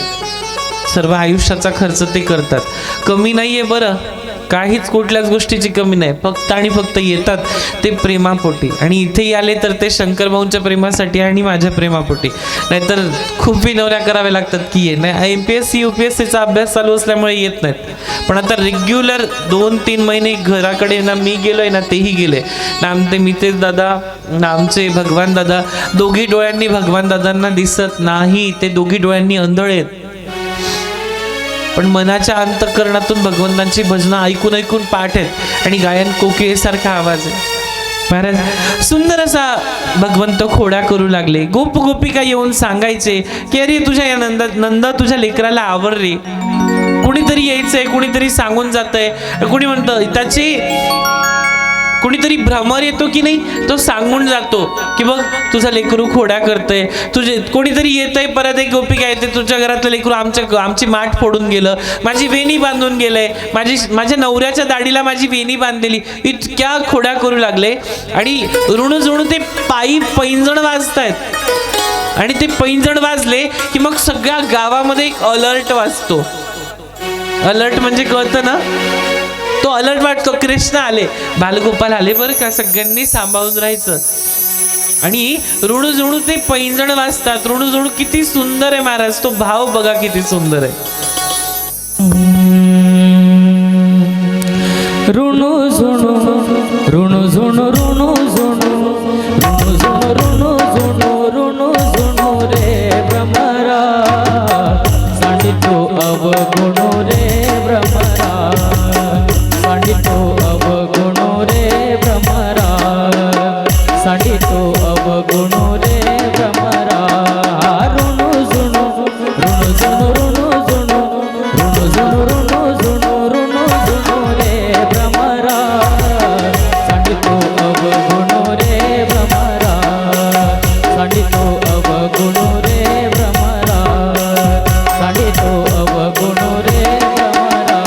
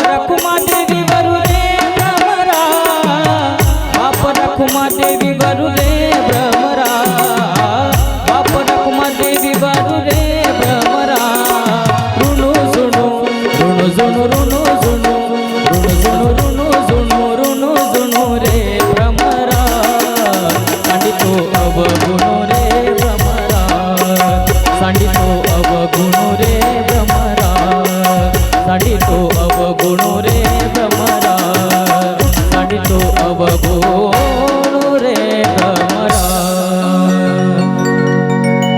बाललीला अशाच चालू होत्या.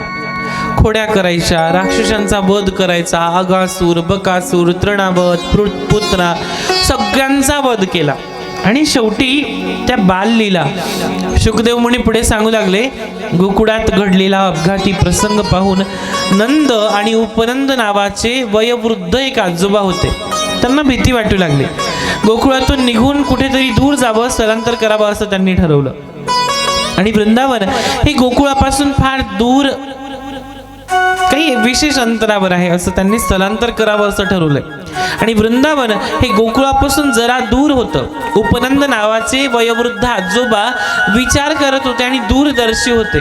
त्यांनी वृंदावनाचं नाव सुचवलं. तिथे गेलो तर गायी, वासरं, गोप, गोपिका यांना भीती राहणार नाही असं सर्वांना वाटलं.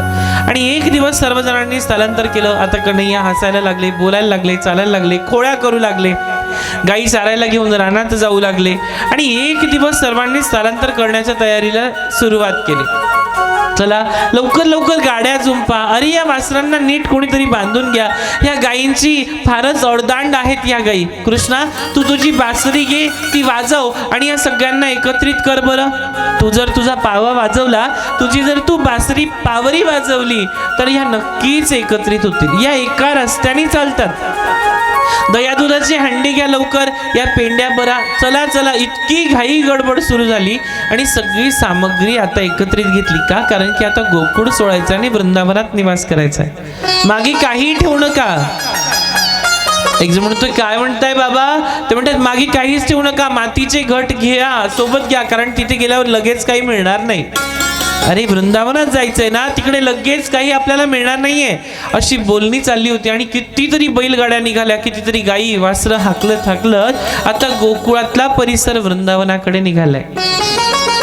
9 लाख गायी. किती? 9 लाख गायी वृंदावनामध्ये आल्या. राधाराणींचा महल आहे बरसाण्यामध्ये, अगदी उंच वर आहे. तिथून सगळा बरसाना नगरी दिसते. आणि तिथून 32 किलोमीटर वृंदावन आहे.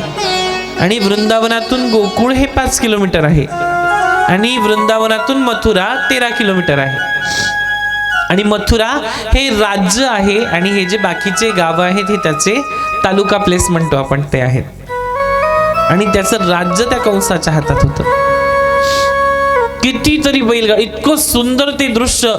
एक 5, 10, 25 हजार गोप गोपिका आणि त्यांचे एक सुंदर असं कृष्ण, एक सावळं गोजीरवाण रूप. आणि त्याच्यात ते सगळ्या 9 लाख गायींमध्ये एकटा सावळा कृष्ण साजेसा दिसतो, कारण सगळ्या श्वेत रंगाच्या गायी आणि एक सावळं कोणीतरी बाळ एखाद्या गोमातेच्या नंदीच्या पाठीवरती बसलेलं दिसतंय. बाकी सगळे पायी चालतात. यमुनेच्या तीरापासून वृंदावन जवळच होतं. यमुना मातेच्या पलीकडील गोवर्धन पर्वत होता, कारण गोवर्धनात सर्वीकडे गोमातेला चरण्यासाठी चारा होता, फळं होती, फुलं, बाग, खूप काही सुंदर अशी ऋतुता वनश्री त्या वृंदावनात त्या गोवर्धन पर्वतावरती होती. पण शेवटी एक सुंदर अशी कथा येते भगवान गोवर्धनांविषयी की त्यांनाही एक श्राप लागला आणि त्यांना तीळ कमी होण्याचा श्राप आहे. म्हणून आज 5,500 वर्ष होऊन गेली. आज वृंदावनामध्ये गोवर्धन पर्वत तीळ मात्र कमी होतो. आपण लोक दर्शनासाठी जातो, काही असतात आजूबाजूचे खवट डोक्याचे नारळ म्हणजे बिंडोक डोक्याचे लोक, ते प्लास्टिक करतील, कचरा टाकतील, सिगरेट, बिडी, पान, तंबाखू खाऊन थुकतील गोवर्धन पर्वतावरती, अस्वच्छता करतात. पण मायबाप, गोवर्धन पर्वतावर तुम्ही गेले ना कधी, तर इतके फॉरेनर लोक, इतके विदेशातले लोक इतकी सेवा करत असतात, असे लोळत असतात. आपली साडी खराब होते, आपला पॅन्टचा पैजामा खराब होतो, आपले कपडे खराब होतात. तिथे गेल्यानंतर बघा, एकदा जा वृंदावनामध्ये. त्या रमण रेतीमध्ये गेल्यानंतर मंत्री, संत्री, प्रधानमंत्री, आदी मंत्री, पतिमंत्री, राष्ट्रपती हे सुद्धा लोळतात. का माहितीये का? कारण तिथे त्या कृष्णाने लीला केली आहे, त्याने तिथली माती खाल्लेली आहे. तुम्हाला माहिती आहे वृंदावनातले एक संत आहेत श्री विनोद बाबाजी महाराज म्हणून, चित्रलेखा देवींचे हे गुरुजी आहेत, त्यांना ते गुरु मानतात. साक्षात राधाराणी त्यांना म्हणजे दर्शन दिलेलं आहे, जिवंत आहेत अजून असं म्हटलं जातं बघा. मी तुम्हाला फोडून सांगतो. अनंत कोटी सूर्य समप्रभ निर्विघ्नम कुरु मे देव. ज्यांचे वडील सूर्याच्या अंशाने जन्माला आलेले म्हणजे वृषभानजी, राधाराणींच्या वडिलांचं नाव. तर राधाराणींमध्ये किती तेज असेल, पण त्यांना जे त्यांचे स्वरूपाचं वर्णन झालेलं आहे, विनोद बाबा असतील, प्रेमानंदजी महाराज असतील, तुम्हाला मी नावं सांगू शकत नाही, एवढे संत त्या वृंदावनात पागल आहेत फक्त आणि फक्त राधानामासाठी. काहीच नाही त्यांच्याकडे, एक छोटंसं झोपडं बांधलेलं राहतं, तिच्यामध्ये राहतात फक्त आणि फक्त ग्रंथच भरलेले आहेत, फक्त राधानाम. आणि त्या गोवर्धन पर्वतावरती आता हे सगळे गायी चारायसाठी जाणार आहेत. कृष्ण आणि बलराम यांनी तो सुंदर वन विभाग पाहून आनंद वाटला. गोकुळातल्या प्रमाणेच वृंदावनातही दोघं जण आपल्या लीलांना, नंद, यशोदेला आणि इतर सर्व गोपी यांना आनंद देत होते. नाना प्रकारचे खेळ कृष्णाने गवळ्यांना शिकवले. त्या वनात सर्वांनी आनंदाने राहू लागले. कोणी हुतुतू खेळतंय, कोणी हमाम खेळतंय, कोणी चेंडू खेळतंय, कोणी लपाछपीचे खेळ खेळतंय. एक दिवस श्याम सुंदर बलराम आणि श्याम सुंदर कन्हैया यमुना तटी गेले. यमुनेच्या तटावरती गेले आणि वासरं घेऊन तिथं म्हणजे गाईची पिलं घेऊन विहार करू लागले. त्यावेळी त्यांना मारण्याच्या हेतूने मनात धरून एक असुर तिथे आला आणि त्यांनी वासराचं रूप घेतलं. वासरांच्या कळपात तो शिरला आणि कृष्णाने त्याला पाहिलं, ओळखलं की त्याचा दृष्ट हेतूच आहे. कृष्णाने केव्हाच त्याचा विचार ओळखला होता. वासरांच्या कळपात कृष्ण शिरला आणि त्या मायारूपी वासराजवळ गेले. जणू काही त्या वासराचे जास्तच लाड करत आहेत असं. पण त्यांना काय माहिती बाकीच्यांना की ते वासरू म्हणजे एक राक्षस आहे असं. वासराचं मागचे दोन्ही पाय पकडून त्याला उचललं, गरागरा फिरवलं आणि पटकन दूर झाडावर नेऊन फेकलं. हा प्रकार इतका पटकन घडला की गोपिका पाहतच राहिल्या. पण हा प्रकार, हा जो शब्द आहे ना, हा भागवतात लिहिलेला नाही, हा पद्मपुराणात आहे. पण जेव्हा त्या वासरा रूपी राक्षसाला मारलं तेव्हा राधाराणींना ही घटना कळाली. आणि जेव्हा ही घटना राधाराणींना कळाली तेव्हा राधाराणींनी कृष्णाशी बोलायला बंद केलं की तुम्ही गोमातेच्या एका अंशाचा वध केलेला आहे, मी तुमच्याशी बोलणार नाही, तुमचं तोंड पाहणार नाही, तुम्ही पापी आहात. हा शब्द पद्मपुराणामध्ये. माता हे पाप धुवायचं तरी कसं, तर कृष्णाने आपली बासरी घेतली आणि त्या ठिकाणी खड्डा करायला सुरुवात केली. आणि त्या कुंडाचं नाव आहे कृष्ण कुंड. आणि एका ठिकाणी एक कुंड आहे राधा कुंड. तिथे राधाराणींनी सांगितलं की तुम्ही आधी त्या कुंडामध्ये स्नान करा. का माहितीये का? त्या कुंडामध्ये पृथ्वीवर जेवढ्या नद्या आहेत त्या नद्यांचं जल, त्या नद्यांचं पाणी त्या कुंडामध्ये आहे. ते काही छोटं मोठं कुंड नाहीये, अथांग मोठं आहे. त्याचं नाव आहे कृष्ण कुंड. आणि दुसरं एक राधाराणींनी आपली बांगडी काढली आणि बांगडीने कुंड निर्माण केलं. त्या कुंडाचं नाव आहे राधा कुंड. त्याच्यामध्ये सगळी पाप भगवंतांनी धुतली. तेव्हा राधाराणी कृष्णांशी बोलू लागल्या. राधा कुंड, कृष्ण कुंड अशी त्यांची नाव आहेत. त्याच्यामध्ये जल नाही, साधारण पाणी नाहीये. त्याच्यामध्ये साक्षात त्रैलोक्यामध्ये जेवढ्या नद्या असतील तेवढ्यांचं जल, ते पुनीत पावन अशी कुंड आहेत की जे आपले तन पण धुतात आणि मन पण धुतात. एकदा राधे राधे बोलावं लागेल, झोप लागते असं वाटते. राधे राधे राधे राधे राधे राधे. महाराज, राक्षस तो मरण पावला. देहाखाली अनेक वृक्ष चिरडल्या गेली. ते वासरू मरण पावलं. तडाख्यानेच गोप चकित झाले आणि कृष्णाची स्तुती करू लागले. पुन्हा एकदा अनेक दिवसांनी असंच घडलं की बका नावाचा राक्षस, तो बक, त्याने सुद्धा बगळ्याचं रूप घेऊन वृंदावनात प्रवेश केला. सरोवरात तीराजवळ त्याने थांबून राहिला. गोप आणि कृष्ण तिथे याच्या प्रचंड बगळ्याने पटकन कृष्णाला चोचेमध्ये पकडलं, त्या बकासुराने, आणि गिळून टाकलं. सर्व गोप रडू लागले. तेवढ्यात कृष्णाने आपलं शरीर एवढं उष्ण केलं, एवढं गरम केलं शरीराला की बगळ्याने त्याला बाहेर ओकलं आणि आपल्या चोचेने ते कृष्णाला मारू लागले. मारण्याचा प्रयत्न केला, पण कृष्ण परमात्मा विष्णू अवतार आहे. चोच चुकवली आणि दोन्ही पाय चोचेवर ठेवले आणि दोन्ही हाताने त्याचा जबडा फाडला आणि त्याचा सुद्धा उद्धार केला. महाराज, गोपांनी कृष्णाला आलिंगन दिलं, त्याला अभिनंदन केलं आणि अनेक दिवसांनी अगासूर नावाचा महाप्रचंड अजगर, त्याचा सुद्धा भगवंतांनी उद्धार केला. महाराज, भगवंताचे हे असे अनेक अवतार सांगता सांगता भगवंत आता हळूहळू मोठे होऊ लागलेत आणि आता दह्या दुधाचे माठ घेऊन वृंदावनातून मथुरेला विकण्यासाठी काही गोपिका जातात। वृंदावनामधून कुठे जात आहेत? मथुरेला, कारण की मथुरा ही राज्य नगरी आहे आणि तिथे भगवंत आल्यानंतर काय करतायत? लपून बसतायत झाडावरती। झाडावर कोणी लपून बसतंय, कोणी या फांदीवर, कोणी त्या फांदीवर।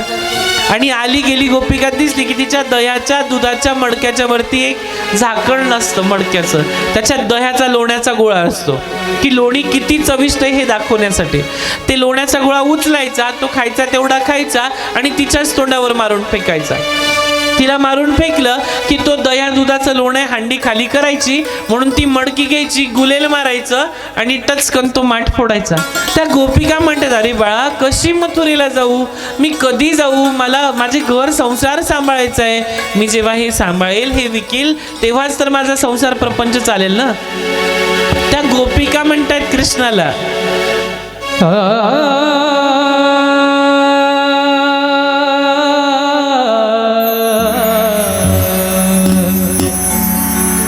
दही दूध लोणी घागर भरुणी नेऊ कशी बाजारी, दही दूध लोणी घागर भरुणी नेऊ कशी बाजारी, दही दूध लोणी घागर भरुणी नेऊ कशी बाजारी, बावरले मी सावरले ग जाऊ कशी चोरून बाई, मथुरेच्या बाजारी कशी मी जाऊ, मथुरेच्या बाजारी कशी मी जाऊ, मथुरेच्या बाजारी।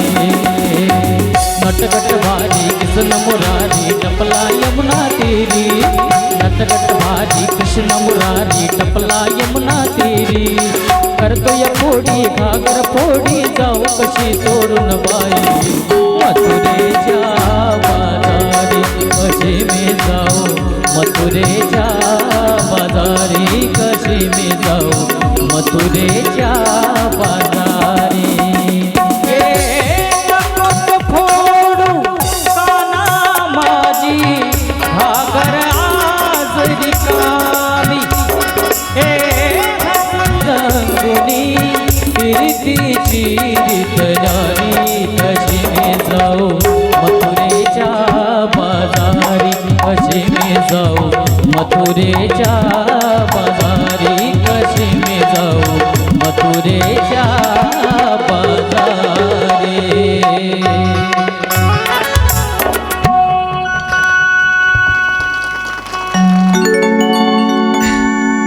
भाव विभोरता काय असते ना, जर समजायचं असेल फक्त एकदा वृंदावनात नक्की जा, तेव्हा कळेल की तो कृष्ण काय, त्या गोपिका काय, वसुदेव काय। एकच जन्म आहे मायबाप, पैशाकडे बघितलं ना तर 50, 60, 70 हजार रुपये असेच आपण दवाखान्यामध्ये घालून देतो, पण हा विचार करत नाही की आम्हाला जे सुख लाभलेलं आहे त्या सुखाच्या माध्यमातून आम्ही भगवंताला कधी भेटलो नाही, कधी तीर्थस्थान केलं नाही, कधी चारधाम केले नाही। मरायचं तर आहे हो, प्रत्येकाला मरायचं, पण त्या कृष्णाला भेटून मरा ना, तर आम्हाला भेटा। तो अयोध्येत आलाय, 450 वर्ष तो तंबूमध्ये होता हो। तुम्ही तुमची घरं बांधली, तुम्ही गावं सजवली, नगरं सजवली, जिल्हे सजवली, प्रगती केली, पण जातीपातीच्या नावावर वाटल्या गेलेल्या राजनीतीमुळे आपल्या सगळ्यांचे लाडके प्रभू श्री रामचंद्र त्यांचं घर असून सुद्धा 400 वर्ष 450 वर्ष एका तंबूच्या झोपडीमध्ये स्वतःच्या घराच्या बाहेर बसले। हा कधी विचार केला? आपण कधी गेलो का त्यांना भेटायला? नाही जात, माहित नाही आम्हाला। तुम्हाला माहिती आहे का की रामललाची छोटीशी अशीच एक मूर्ती आहे जी 450 वर्षापूर्वी स्वतः स्वयंभू भगवंतांनी तिथे रूप घेतलं होतं।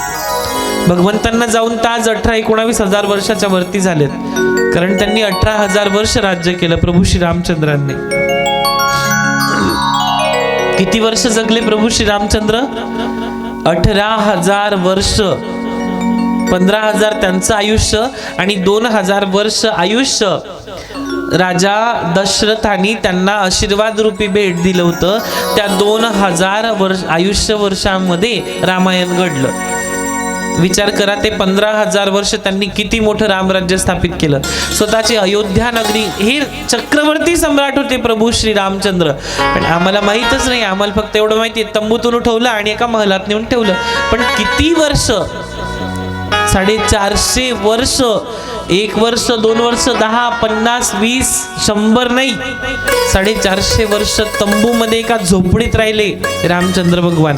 आत्ताची परिस्थिती आहे. म्हणजे समजावून सांगतो, असा विग्रह, अशी मूर्ती भगवंतांची जी स्वयंभू आहे, तिथे त्या तंबूमध्ये होती. आणि आपण आपल्या घरांमध्ये दिवाळी साजरी करतोय, किती वर्षापासून करतोय, पण आम्हाला माहित नाही की आमचा राम तंबूमध्ये, त्याला कुणीतरी शेव, चुडा, बुंदी, लाडू कोणी देतंय की नाही माहित नाही. कारण तुमच्या डोळ्यावर राजनैतिक लोकांनी झापड बसवलेली आहे की फार तुम्हाला जे त्यांना दाखवायचं ना तेच ते दाखवतील, याच्या व्यतिरिक्त काही दिसणार नाही. तुम्ही सोशल मीडियाच्या नांदी लागलेले लोक आहेत सगळे, असं म्हटलं तरी चालेल. तुम्हाला खरी परिस्थिती दाखवण्यासाठी बाहेर निघावं लागेल घरातून. आई लेकराला कड्यावर घेते ना, कारण की ती त्याला तेवढंच जग दाखवू शकते. गावातला परिसर, घर, नाते गोते, प्रेम, धाम हेच दाखवू शकते. पण बाप लेकाला कांद्यावर घेतो ना, त्याचं कारण आहे, कारण की त्याला तो सांगत असतो, बघ मी माझ्या नजरेने पाहिलं ना, त्यांनी सगळ्यांनी मला त्रास दिला, माझ्या खांद्यावर बैस आणि जग पहा की किती निर्दयी आहे. फार सुंदर लीला चालल्या आणि त्या लीलेमध्ये शुकदेव म्हणू लागतात, अरे तुझं मन कृष्ण लीला ऐकण्यास इतकं उत्सुक झालं आहे ना, मोठा भाग्यवान आहेस बरं तू, कारण की तू तुझ्या आजोबांचीच लीला ऐकतोय. शुकदेव म्हणू लागतायत परीक्षित राजाला. या वेळी 1 वर्षभर भगवंतांनी जो मोठा चमत्कार केला तो आठवून माझे चित्त ठिकाणावर नाही राहत. कारण सगुण साकार श्रीकृष्णाच्या अद्भुत लीलेत रममाण होऊ लागलेल्या आणि ब्रह्मदेवाचा गर्व अगदी पुरता उतरवायचा होता. ब्रह्मदेवांनी काय केलं की हंसावर बसून आले. गोप गोपिका, ग्वाल बाल, वासरी, गाई, माकडं, कुत्रे सगळ्यांना घेऊन स्वर्गामध्ये ब्रह्मलोकामध्ये घेऊन गेले. का? कारण की हा चोरी करणारा कृष्ण नसू शकतो, हा चोरी करणारा विष्णू अवतार नसू शकतो. हा गर्व त्यांना झाला की हा देव नाहीये. ब्रह्मदेवाचा गर्व जिरवायचा होता, अभिमान जिरवायचा होता. म्हणून भगवान श्रीकृष्णांनी आपलीच अशी निरनिराळी रूप धारण केली. गाय बनले, वासरू बनले, माकड बनले, कुत्र्याचं पिल्लू बनले, कुत्र बनले, प्रत्येक गोपिकाच्या घरातलं एक ग्वाल बाल बनले आणि त्या प्रत्येकाला सुख दिलं की मी तुमचाच मुलगा आहे. आज तोही आपलाच मुलगा आहे, पण आपण मानत नाही. मानलं पाहिजे. अचिंत्य अवस्थेत पडलेले ना आपण, आपल्याला रोग लागलाय संसार प्रपंचाचा. तो रोग शेवटपर्यंत निघू देत नाही. माझा नवरा आणि माझी बायको मरेपर्यंत आणि शिलगायापर्यंत आहे, म्हणजे आक्काडी लाईपर्यंत आहे. त्याच्यानंतर कोणी येत नाही. येतं का कोणी? सांगा बरं की मला जायचंय, जाईल का? हो की नाही? जाणार का? नवऱ्याच्या मागे सती होणार का? नाही ना. कोणी येत नाही, कोणालाच तुमचं घेणं देणं पडलं नाही. आले एकटेच आहे, जाणार एकटेच आहेत. आणि ज्यांनी आयुष्यभर जाळलंय ते जीव मेल्यानंतर सुद्धा जाळणार आहेत. काहीच फायदा नाहीये. हा प्रपंच आहे ना, दिलेला आहे म्हणून करत राहा. कारण की जोड्या ह्या स्वर्गात बांधल्या जातात आणि लफडे करणाऱ्यांच्या जोड्या जमिनीवर बांधल्या जातात. कारण की ते जास्त वेळ टिकत नाही. एक बार राधे राधे बोलना पड़ेगा. राधे राधे राधे राधे. गोप गोपिका नंद फार सुंदर नृत्य करू लागले, नाचू लागले. गोप बाल, गाई, गुरं यमुनेच्या तटी विहार करतायत, आनंद करतायत. कोणी पानावर खेळतंय, कोणी त्या झाडाच्या सालीवर, कोणी शिळेवर, कोणी फुलावर पसरून त्यावर रंगबरंगी वस्त्रातील शिदोऱ्या उघडल्या होत्या. आता जेवायला बसणार आहेत सगळे आणि आपापल्या पानातला एक सुग्रास दुसऱ्याला देऊन त्यांचा आपण स्वतः आनंद घेत आहेत. भगवंतानी कधी कोणाला श्रीमंत गरीब असं काहीच समजलं नाही. आता प्रत्येकाने पान वाढलं आणि भगवंत आपापल्या पानावरचं सगळ्यांना खाऊ घालताय. आणि त्यांचा एक मित्र होता, गरीब परिस्थिती होती आणि त्या परिस्थितीमध्ये त्याला म्हटले, का रे तू माझ्यासाठी काय आणलंय? तो काहीच बोले ना.